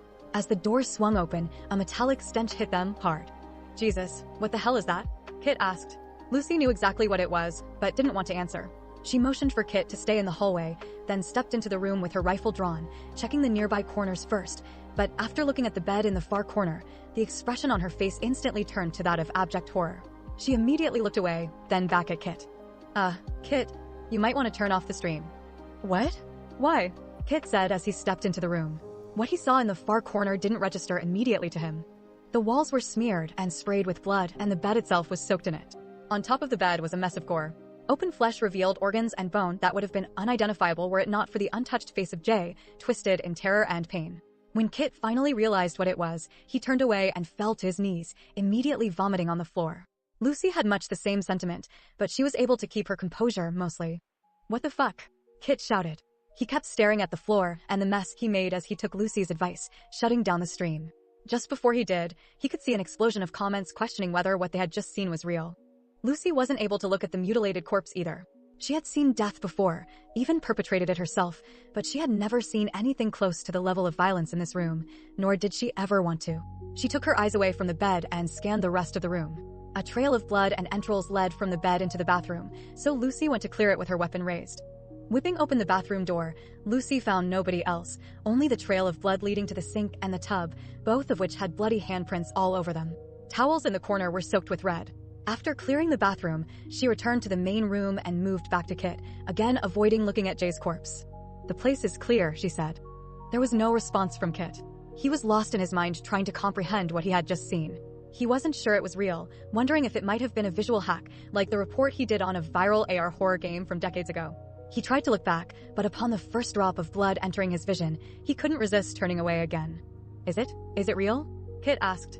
"I'm afraid so," Lucy said, though she had to give the body a second glance to make sure. "What, do you see?" Kit asked. "Describe it to me." "It's Jay. It looks like she was tied to the bed, and then flayed and eviscerated. And, it doesn't look like it was quick." Kit's heart sank into his stomach, which was threatening regurgitation again. He hadn't heard those words outside of the context of fiction or old Earth history.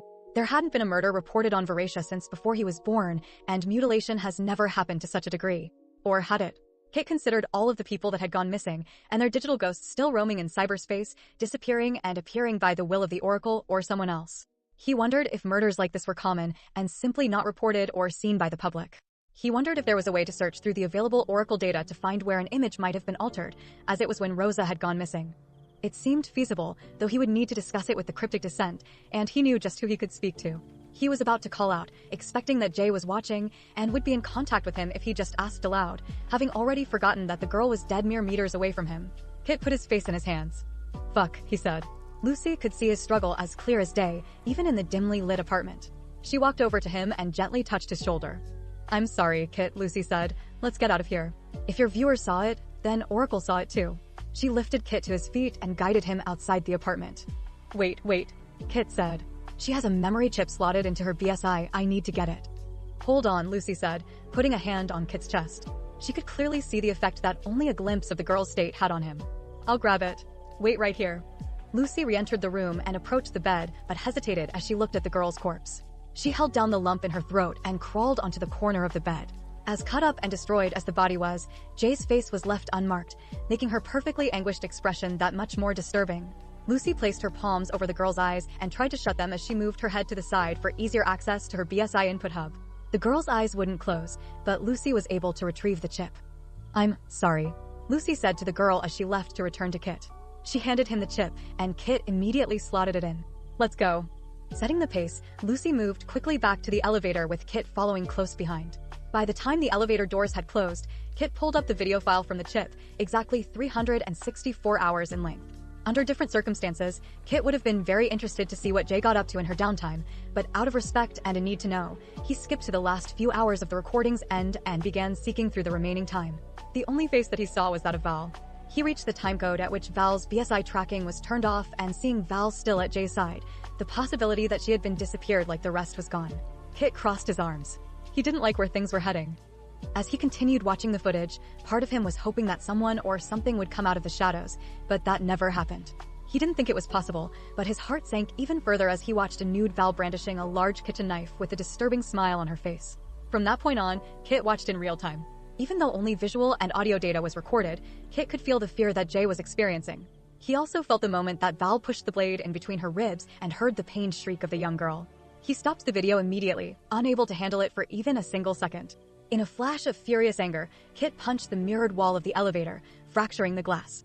"Fuck," he yelled. The sudden, intense motion made Lucy jump. "It's her. It was Val," Kit continued. Lucy stared at him as the elevator opened onto the ground floor. Yeah, he's, not too happy about the whole situation. He's very nonplussed. Are you sure?" Lucy asked. Kit looked at her with an anger that she hadn't seen on anyone in many years. Kit shoved her. "Yes, I'm fucking sure," he said, stepping out of the elevator toward Lucy and shoving her again. "I just fucking watched it with my own goddamned eyes." Lucy didn't resist his shoving. She knew she could have easily thrown him off balance or overpowered him, but he wasn't doing any damage, and she was willing to give him an opportunity to work out his grief.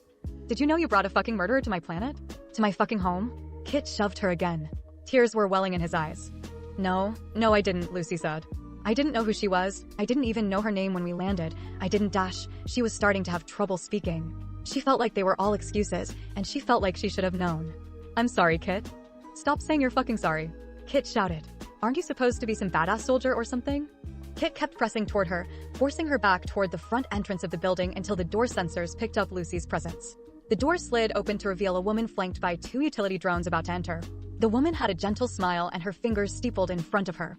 She was wearing a stark white dress, and subtle lines in her skin and eyes with cascading colors made it apparent that she was not entirely human. Lucy nearly backed into her and was startled to see her standing there. Instinctively, Lucy started to raise her rifle, but Kit saw it and put out a hand.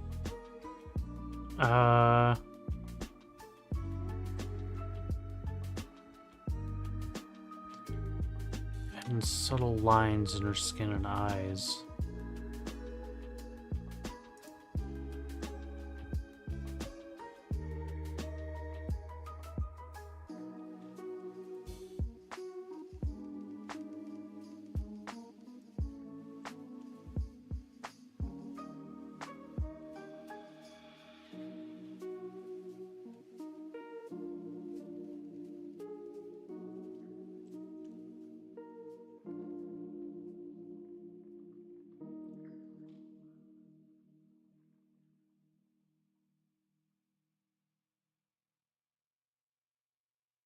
Pale white eyes.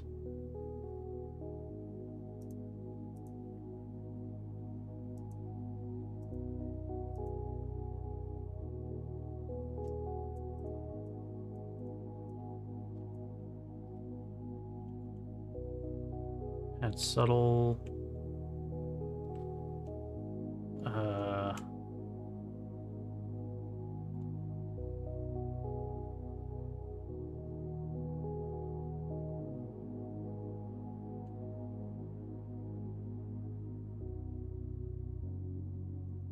whatever, subtle lines in her skin and pale white eyes.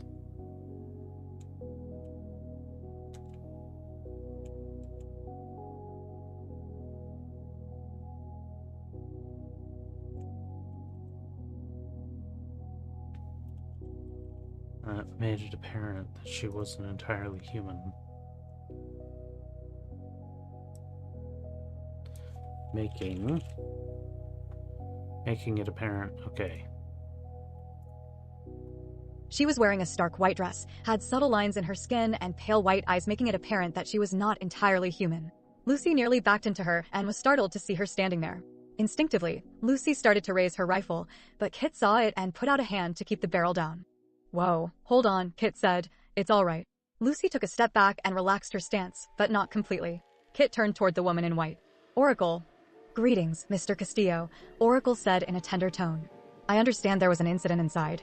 That's right. There is a young woman that looks to have been murdered on the 14th floor. I apologize that you had to witness such a thing, Oracle said, motioning to both Kit and Lucy. If you feel that you require it, I am able to provide therapeutic treatment or connect you with human professionals that can do the same. Thank you, Oracle. We do not require assistance at this time, but I appreciate the offer. Certainly, Oracle said as it started moving past and into the building. The beneficiary selection gala will be starting in a few hours. Please consider joining or watching the event live in the event that you need something to occupy your thoughts during this tragic time. Otherwise, you too have a pleasant morning. After the utility... What if Lucy had access to Oracle in the ship? Will the Oracle not be aware of them? So why did they have to... Lucy did not have access to Oracle on the ship. Lucy had access to Lumina, which is another AI. But, it's their AI from the Milky Way and everything.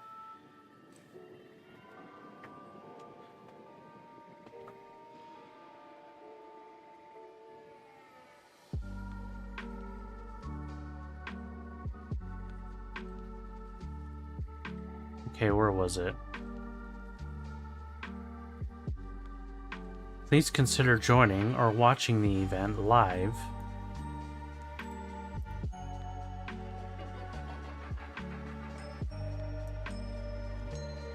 I used event twice, so let's change that. Oop.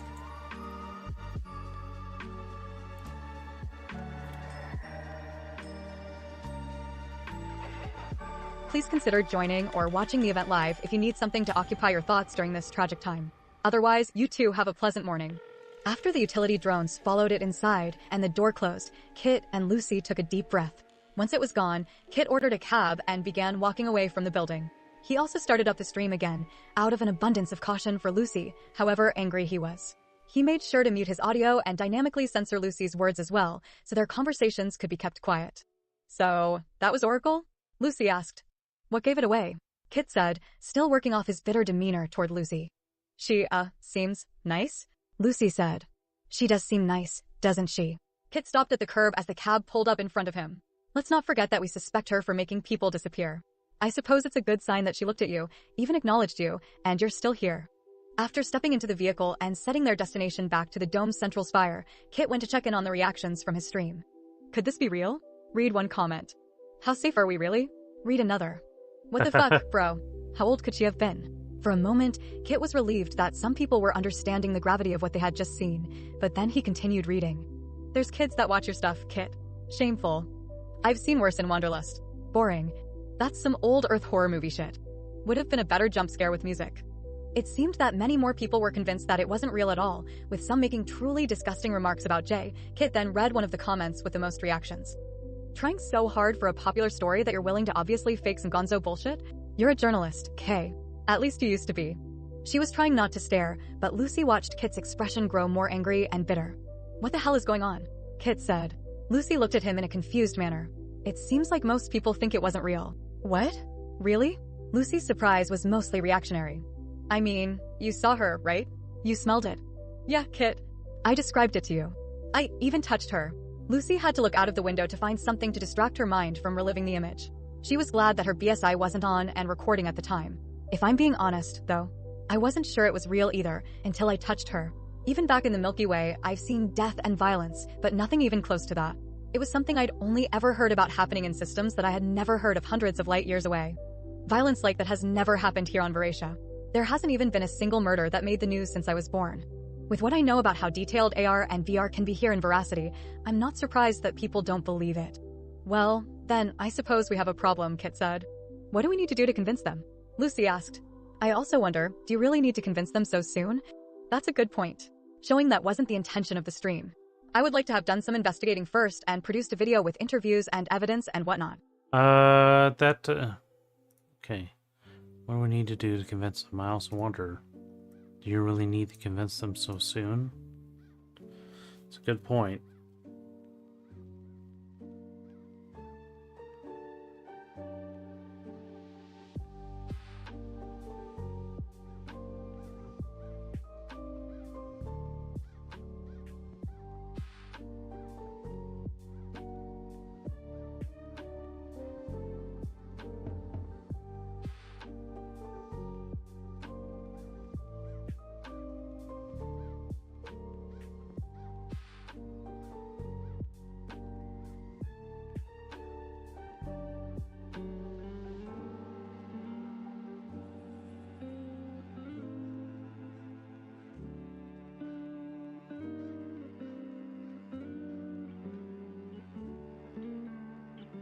I need to show that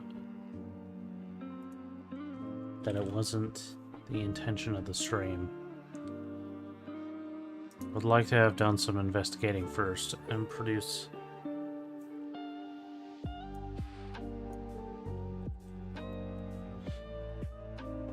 I would like to do some investigating first and produce a video with the interviews and evidence and whatnot. I suppose I can still do that.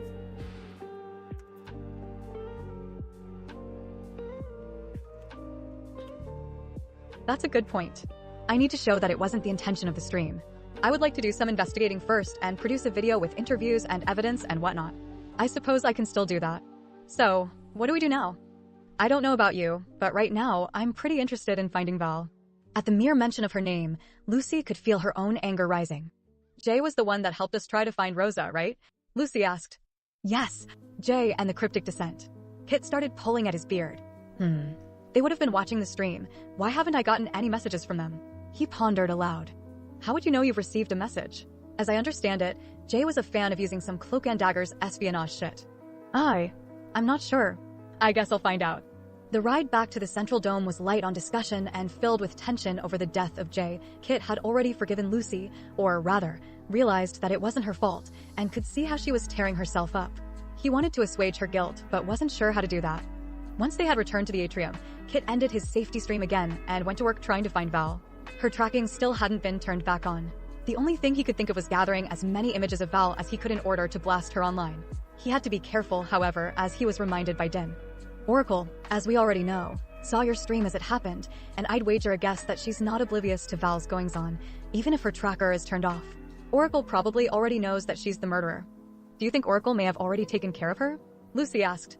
Nobody had an answer, so Lucy continued. What would Oracle even do in this situation? Is there even a criminal justice system in Veracity?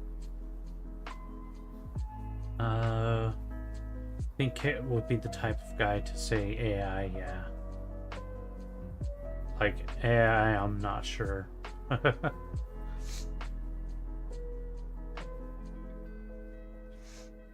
Yeah, when it has,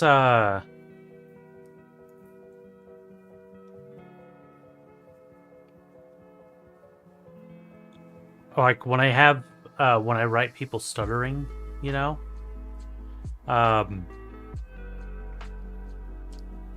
The AI, the reader, has trouble with stuff like that.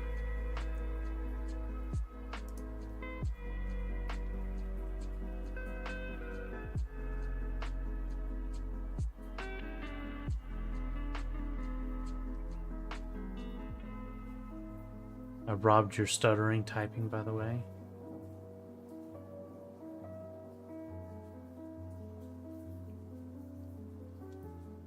I mean, I don't think it's really mine. Like, I'm pretty sure I've seen it somewhere.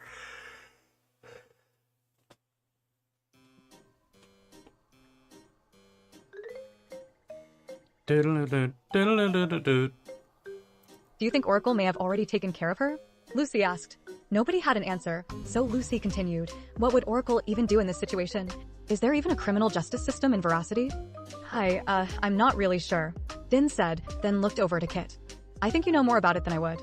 Well, there are human legislators and policymakers, but I'm not sure how much they actually do without the support and automation that Oracle provides. Most of the new laws that get passed are very technical and incredibly boring. There is crime here, though, right? Like, it can't be that perfect. Kit had to think for a moment. Theft doesn't really happen too much, since everything's free, more or less. The more violent acts, like assault, rape, and murder, also don't happen, at least, not outside of an AR/VR environment. What about among the humanity purists, or others that don't have BSIs? Lucy asked. It is true that there are some conflicts and violence among my people, Din said. If it's down here, out of the reach of Oracle, it's easy enough to simply banish the instigator, and let them be dealt with by Oracle on the surface.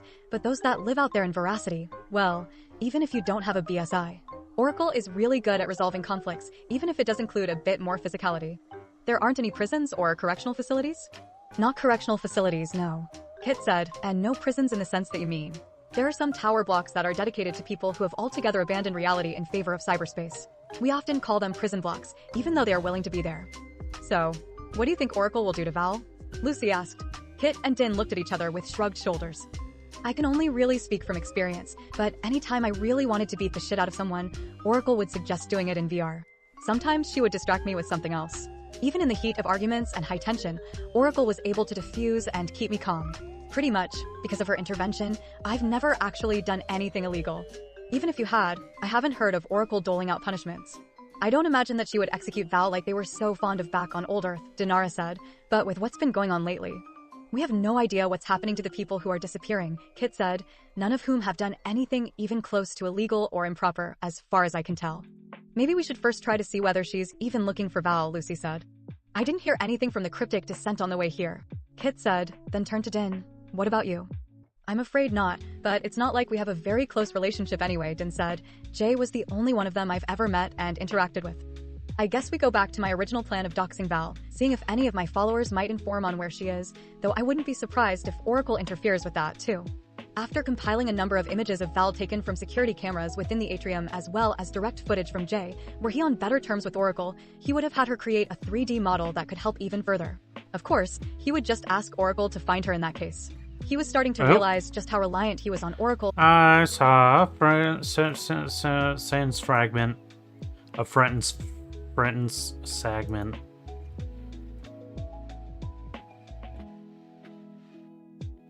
What happened to the guy that Val was flirting with in Chapter 1? In the prologue, Manuel, Miguel's father.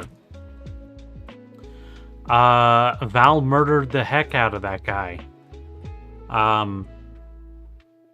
At the very end of the prologue, he realized that Val wasn't a refugee, and when she realized that he realized it, she killed him.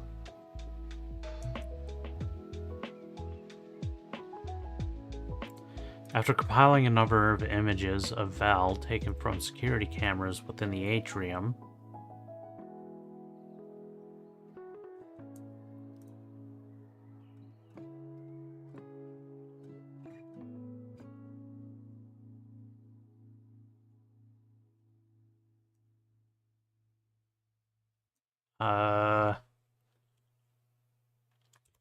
it compiled a number of images of Val taken from security cameras within the atrium.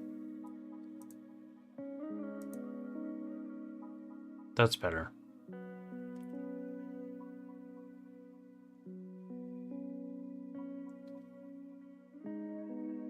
The guy who said he has 3 imaginary... Oh, that was in Chapter 2? Chapter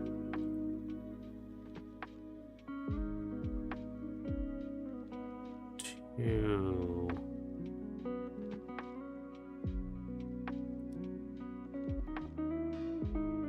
The guy who said he has 3 imaginary children.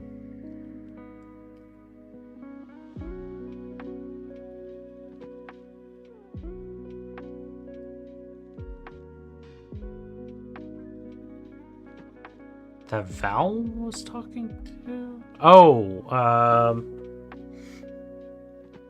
the kid, the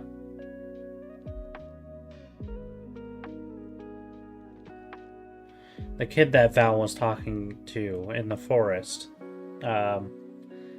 where it faded to black, when she was, drawing him out further into the forest. Well, if you know anything about Val, you could probably surmise that she also killed that kid. Now,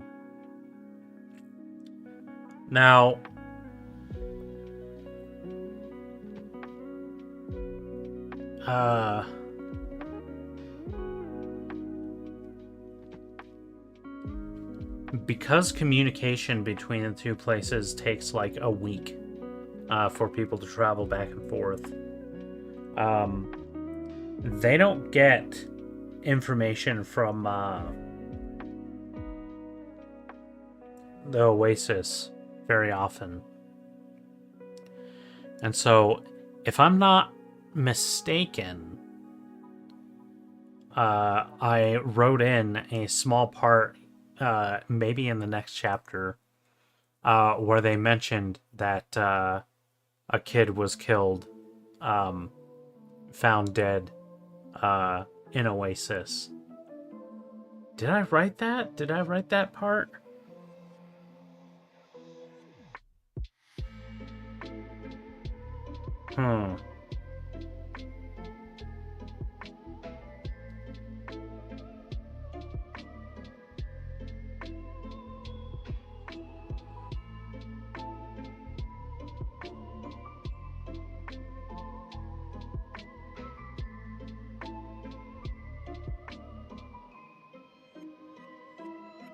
Because all of this is happening very kind of quickly together. Within a few days. At least until the end of just this chapter. But I think I mentioned it at the beginning of the next chapter. I'll have to pay attention.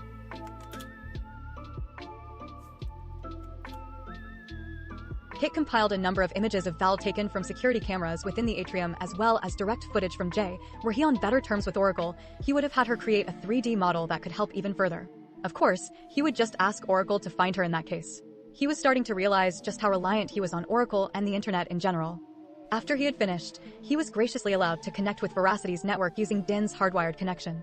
Using an alias account he had Jay set up for him, he sent the images out on all of the most popular sites, and also sent them to all of his contacts that were skilled in dissemination.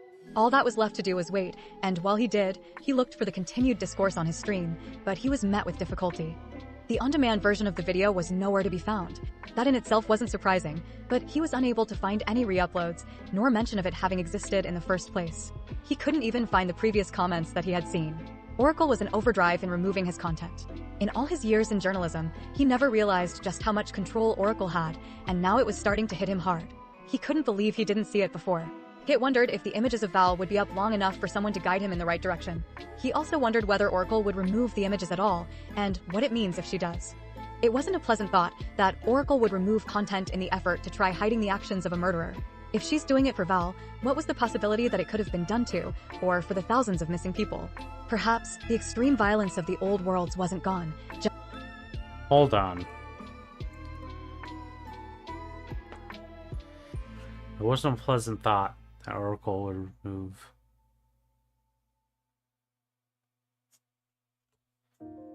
content in the effort to try hiding the actions of a murderer. If she's doing it for Val, what was the possibility that it could have been done to, or for, the thousands of missing people?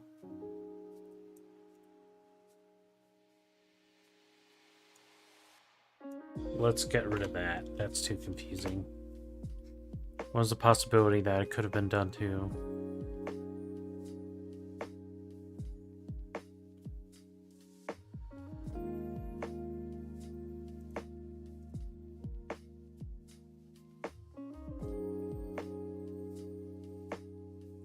Or for those that wanted to go missing.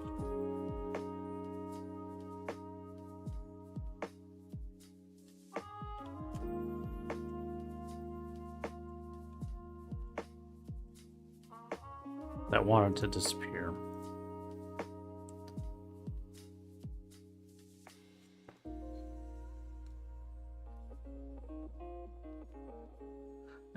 Make a Val Hate Club t-shirt or something through stream elements.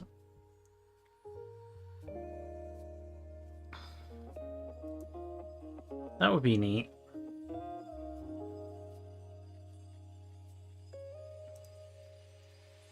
Merch, man.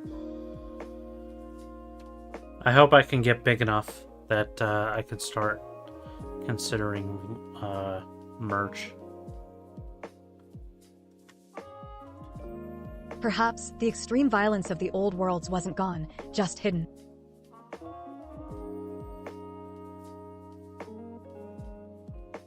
It wasn't a pleasant thought that Oracle would remove content in the effort to try hiding the actions of a murderer. If she's doing it for Val, what was the possibility that it could have been done to the thousands of missing people, or for those that wanted to disappear? Perhaps the extreme violence of the old worlds wasn't gone, just hidden. Or for other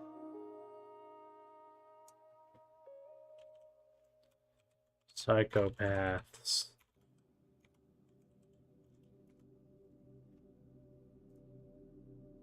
Psychopaths that wanted to disappear.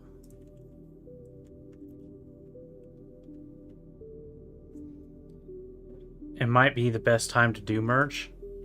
And 9 days? Nah, it'll take longer than that. Much longer than that to get merch set up and stuff. Like, maybe if I started in July, I could have some ready by Christmas. If she's doing it for Val, what was the possibility that it could have been done to the thousands of missing people, or for psychopaths that wanted to disappear? Perhaps the extreme violence of the old worlds wasn't gone, just hidden. He received a notification regarding the posts he had put up, dragging his attention away from the depressing thoughts.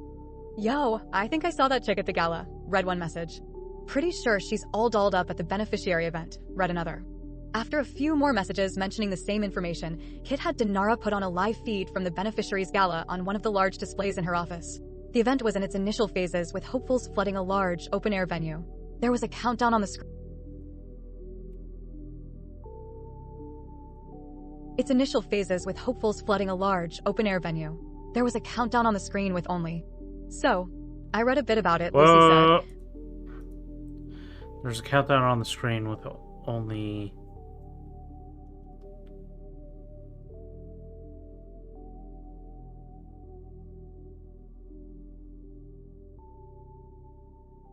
Oh man, I don't know how long...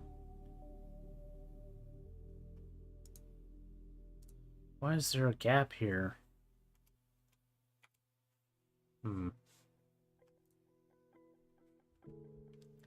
There's a countdown on the screen with only, a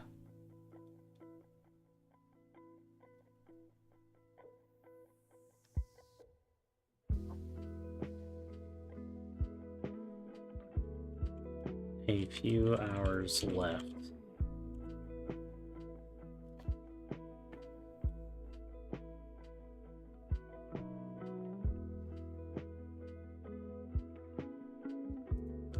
I don't know. If you mention that there's a countdown, you at least have to give like a vague reference of how long is on the countdown. You don't have to say it exactly, but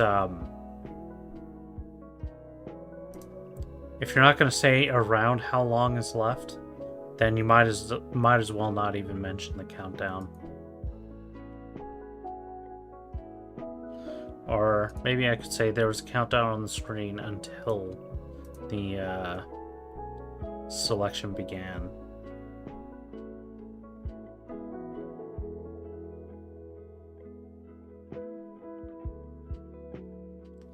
With only a few hours left before the selection.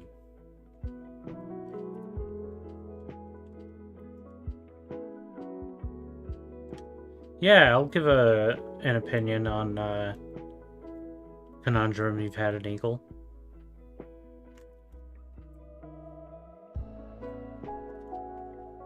After a few more messages mentioning the same information, Kit had Dinara put on a live feed from the beneficiary's gala on one of the large displays in her office. The event was in its initial phases, with hopefuls flooding a large, open-air venue. There was a countdown on the screen with only a few hours left before the selection. So, I read a bit about it, Lucy said, but I'm still not quite sure what all the fuss is about the beneficiary program. I mean, if you can do anything you want in your BSI, and you literally can't tell the difference, then what use is a place where you can do anything? Content in the effort to try hiding the actions of a murderer. If she's doing it for Val, what was...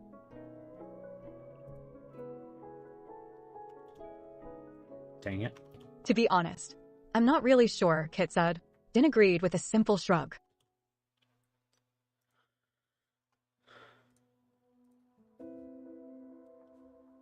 Ben can create portals. Brennan used an enchanted dagger made by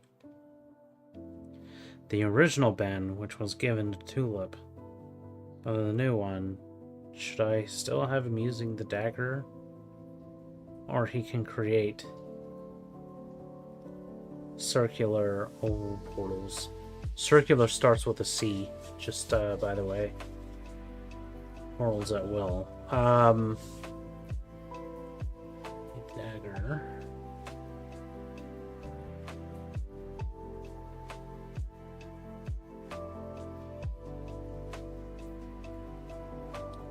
I'm not really sure.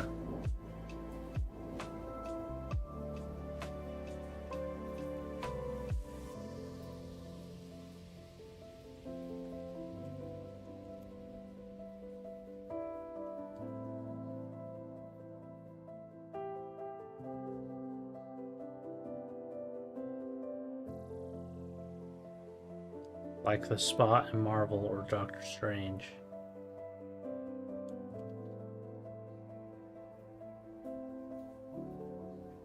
Or like the game Portal, which came out 2 years before you were even born. It's wild. Hey, why are you here, Poyo? What do you think of Half-Life? Do you even know about it? Do you care about it at all? What do you think of, like, the idea of Half-Life 3?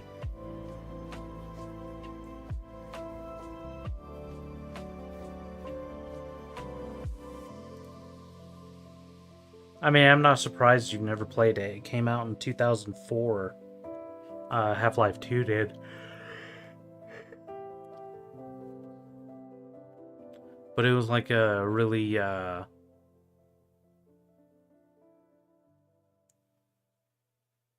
really phenomenal game. Really amazing. The whole series is good. But, they've been saying that they're going to make Half-Life 3. I mean,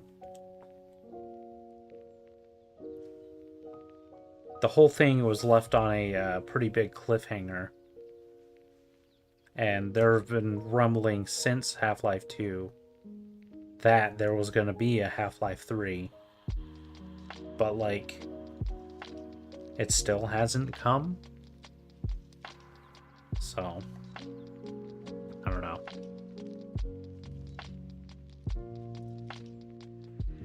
It always seemed strange to me too, Din said. If you can do pretty much anything you want, and Oracle will find a way to accommodate you, then what can you even do at the resort that you can't do here in Voracity? As long as it doesn't harm another person against their consent, go nuts. Wouldn't that imply that that's the kind of thing that you can legally do at the resort? Lucy asked. Well, there haven't been any reports of. Kit trailed off as he connected his thoughts. The silence lingered as everyone else started reaching the same idea that made their stomachs churn. Miguel, young as he was, still very much understood the implication. Kit could see it on his face. His mother was likely dead or dying, and he felt sure that he would never see her again. Without speaking another word, Kit began flipping through the different channels covering the gala and scanning the faces. Lucy had Din give her access.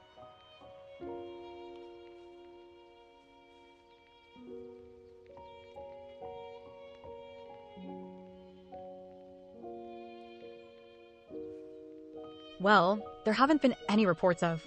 Kit trailed off as he connected his thoughts. The silence lingered as everyone else reached the same idea that made their stomachs churn. Miguel, young as he was, still very much understood the implication. Kit could see it on his face. His mother was likely dead or dying, and he felt sure that he would never see her again. Without speaking another word, Kit began flipping through the different channels covering the gala and scanning the faces. Lucy had Din give her access through a tablet, and Din followed their lead on her own device. There were Oops.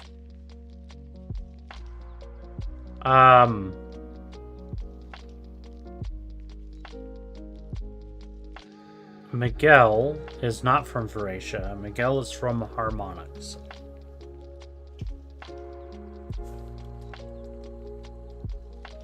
He was one of the refugees that got on Minerva's Whisper. There were tens of thousands of people at the event. Kit was seething as he considered how easy it would have been to find her with the help of the cryptic descent. He felt abandoned by them, or at least felt like Jay was abandoned by them, which made him hate them even more. After a few minutes of staring through his display, Kit looked at his fingers to find spots of blood on them. He had been picking at his lips, a nervous habit that he had developed shortly following his parents' death more than 50 years ago, a habit he thought he had broken 40 years ago. He brushed his tongue across his raw lips and felt the once familiar sting and metallic taste.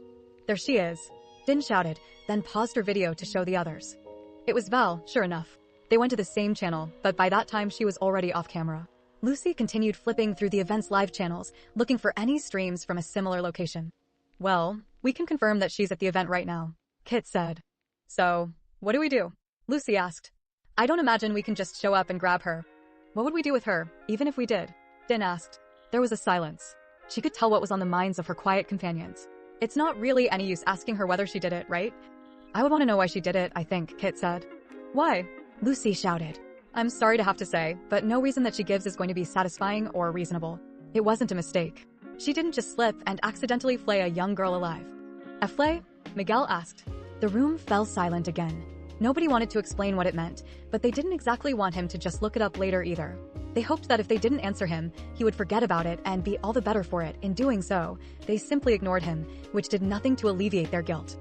I returned to my original question, Din said. What are you going to do with her if you catch her? Doing so. In doing so, they simply ignored him, which did nothing to alleviate their guilt.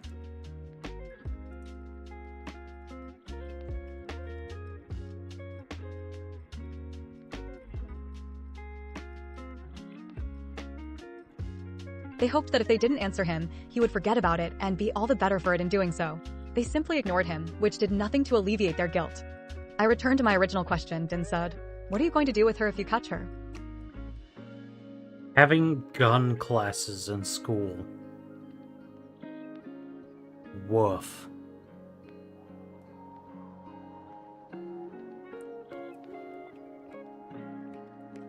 That sounds like... I think that sounds like a really bad idea.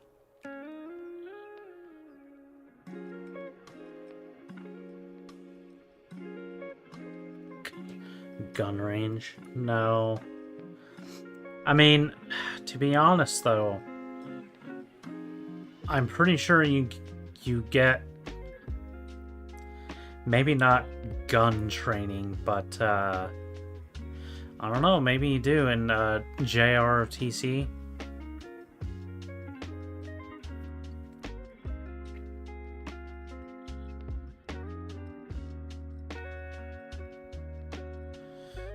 I mean, because they always do those little gun flippy things. Because I guess that's supposed to scare our enemies or something.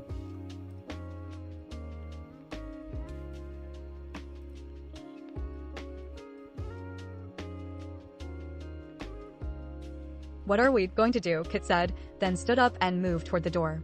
I don't know, but we won't be able to do anything if we don't catch her, so that should be our priority. As he approached the door, Lucy stood up and followed him.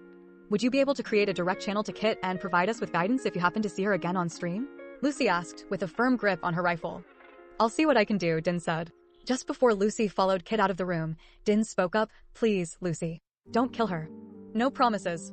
The drive to the gala was short, but for safety purposes, the vehicle dropped them off a city block away from the venue where the increasingly crowded streets were still navigable. Din had made the connection with Kit, but hadn't spotted Val on any of the streams as of yet. Their search began. It was helped along by the trickle of online followers sending him locations where they thought they had seen her, but soon, the information stopped entirely as the images he had sent out gradually disappeared. Were they not on the hunt for a monster, both Kit and Lucy would have felt very underdressed, in a manner of speaking. Kit, with his street clothes and leather jacket, wasn't looking to impress anybody, though he had been to the gala on many occasions and did often enjoy dressing up for the event. Lucy's combat gear, however, was almost as intimidating as the scowl on her face and the large gun strapped to her chest. The event was unlike anything that Lucy had ever seen. She was well trained in keeping focused in combat and high-risk situations, which helped to keep her from getting distracted, but it wasn't foolproof in the face of the extravagance of the gala. Even though there were towering buildings in all directions blocking the suns from lighting the area naturally, thousands of lights made the event appear brighter than the rest of the city. The pavilion was itself made up of many levels that rose into the sky like an open-air tower. There were many sub-events throughout the pavilion. Art shows, concerts, and food venues were all present, and timed to end as soon as the beneficiary selection was to begin, the countdown visible on displays everywhere. As the minutes counted down, the crowd continued to grow into a chaotic fervor until eventually the crowd hushed when the countdown ended. On every display and live stream, an image of the lavish event stage appeared with a man whose presence commanded the formidable amount of attention he was receiving. Good evening, esteemed guests, visionaries, and hopeful hearts of veracity, and welcome to the monthly Beneficiary Selection Gala. The host paused to allow the crowd to erupt in cheer, then came back down again as the host continued speaking. We are here on the precipice of dreams to present the lucky few who get to taste a life as free as our benefactors and a chance to become benefactors themselves.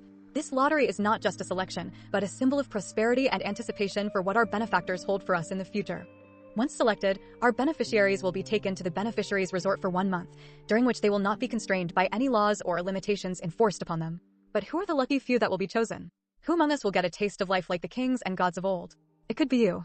The man pointed at the camera drone in front of him, and the crowd, again, burst into a deafening cheer. The host continued, without further ado, here begins the list for this month's luckiest 21. Kit and Lucy were still wandering around looking for Val, but Lucy had taken a short break to observe the host's intro. As the host finished, the displays flashed a title card with eye-catching effects and imagery. The first winner this month is... The host paused to build anticipation, Elias Patel. After reading the name, the crowd started clapping and cheering, and the displays showed a view from one of the many drones floating around the stage. The drone then flew over the crowd on the third level of the pavilion until it focused on a single person. As the drone approached, the crowd dispersed in a circle around him. The expression on the man's face was that of pure confusion, but quickly gave way to excited shock as the camera drone fired confetti at him. Another larger drone approached the man from behind, turning into a hovering seat for him to take. The man did so with little hesitation, and the drone whisked him into the air and toward the stage. Congratulations! And for our next beneficiary, Takumi O'Sullivan. The camera drone flew away again, but this time, it left the pavilion and traveled over a few city blocks toward a specific balcony of an apartment building. The door into the apartment opened and the drone entered to find the winner in the throes of intercourse with a pair of young men, all of whom were understandably surprised and shouted as the drone shot confetti and placed his mostly naked body in the spotlight. The crowd fell into uproarious laughter. The man was led back to the balcony where another throne drone was waiting with a soft beneficiary embroidered robe ready for him. Whoops, the host said with a laugh. Remember, folks, anybody can be a winner. If you don't want to be caught with your pants off, make sure you're paying attention to the monthly drawing. Of course, maybe you like to be caught? I don't judge. The host made the crowd laugh again before moving on to the next name. After watching a few of the first selections, Lucy returned to her exhaustive search for Val. It was easier to navigate the crowd now that most people found a spot and stood still. Kit continued his communications with Din, but was unable to get any more information on the whereabouts of Val. Still, the duo continued, unguided, but determined to find their friend's murderer. And now, for the 19th winner, we congratulate Amelia Walsh-Perez. The host shouted. Kit had the same reaction as he did for the rest, but Lucy shivered, and the hairs on the back of her neck stood up. She knew the name Walsh-Perez almost as well as her own, and she should, as it was the name of her longtime enemy, Anton Walsh-Perez, the CEO of Stellar Dynamics, the monolithic megacorporation that had stolen her homeworld of Virelia, had her parents murdered, and had forced her into sexual servitude as a young child. Lucy twisted around to look at the nearest display and watched the view of the drone approaching the crowd and focusing on the face she had been looking for, a face that, in that moment, became much more familiar to her than she had realized since setting foot on this planet. Lucy lunged out and grabbed Kit, then pointed at the... No, that sounds good. Became much more familiar to her than she had realized since setting foot on this planet. Lucy lunged out and grabbed Kit, then pointed at the nearest display. They were stunned and frozen in place until they heard the pop of the confetti from the drone. Val was on their same level and only a handful of meters away. When she realized it, Lucy moved quickly toward her, pushing her way through the crowd. By the time she had gotten to the clearing that was created, Val was already twisting around to take a seat on her hover chair and caught a glimpse of Lucy looking at her with disbelief and fury. Val smiled at her as she sat down, and the chair hovered away toward the stage. Lucy rushed to the edge of the platform.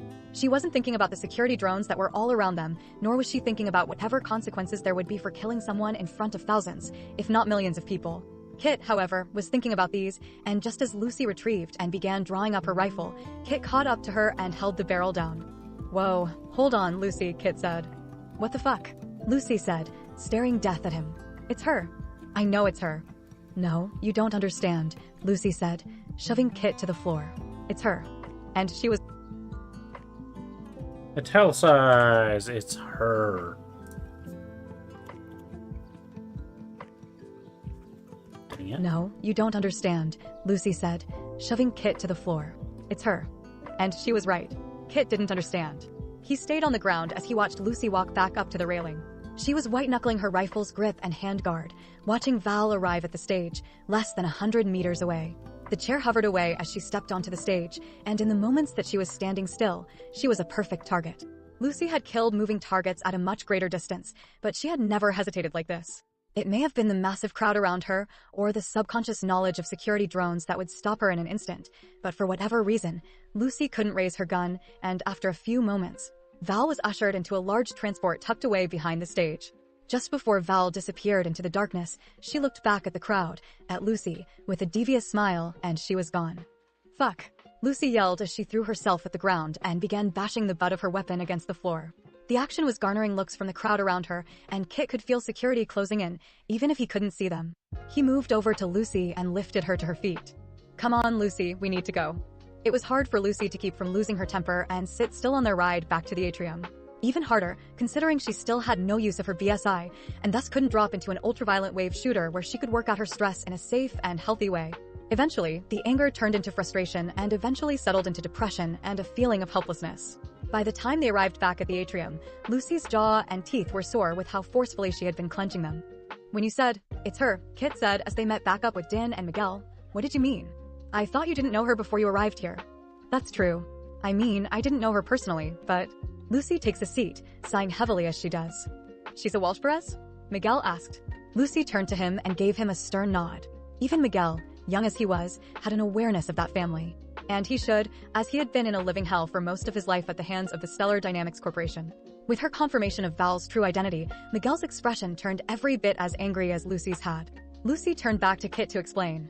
"Before we arrived here, we were on the planet Harmonix, which was under siege by mercenaries paid for by Stellar Dynamics, the CEO of which is Anton Walsh Perez, father to Amelia, aka Val. With a father like that, it's no wonder she's a fucked up psychopath." Lucy shook her head. "I can't believe I didn't see it. Valeria Morales. What a crock of shit. The way you talk about her, it seems even more personal than that," Din said.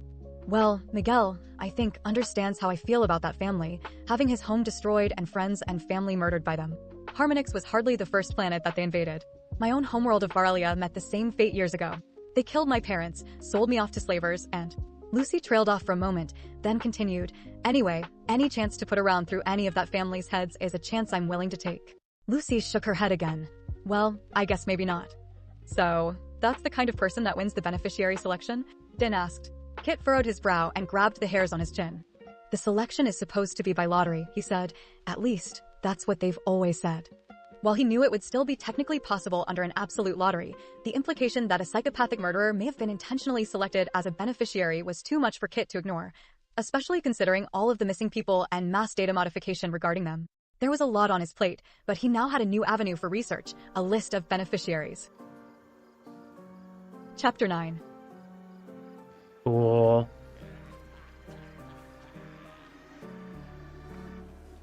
Alright, what's this link? The Tiki-Talkie.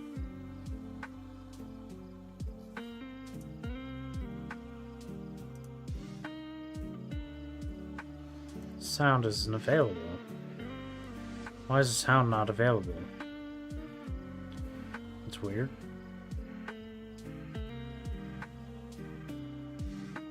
Is it because I'm streaming?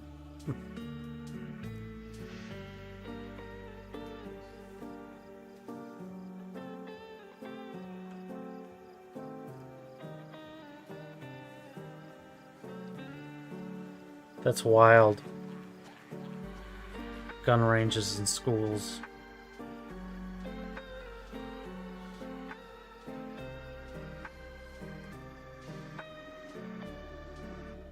I can definitely see the 4 arguments there.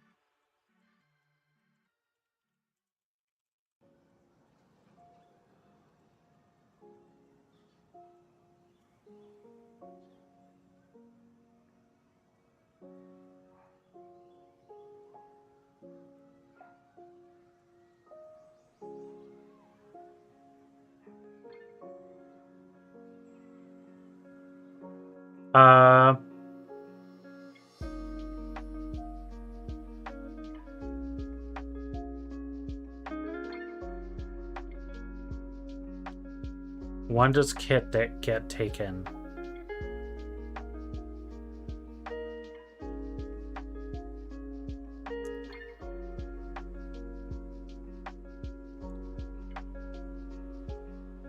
Okay, in this chapter, chapter 9, we see the perspective of Val going to the beneficiary resort.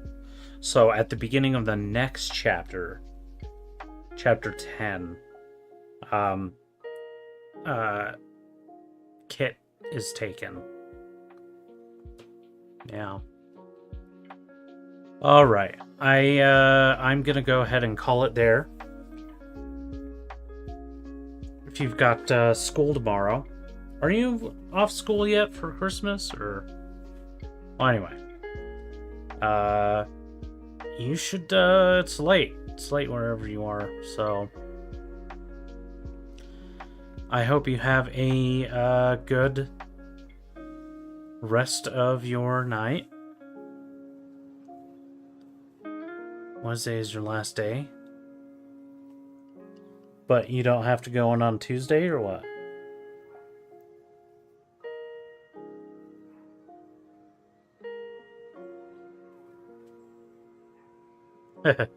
Yeah.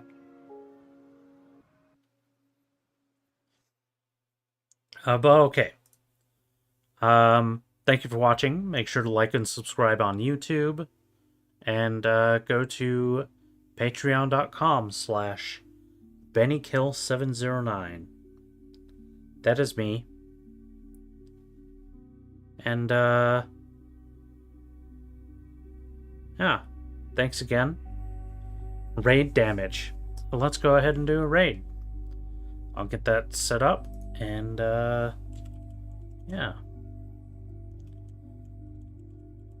Did you spell that right? Let's see. We're about to find out. Okay, thank you again. I will ideally see you tomorrow.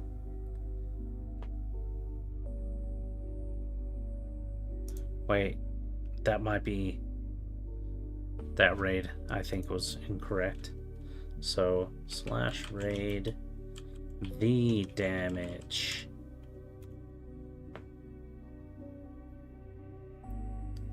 Yeah, there we go.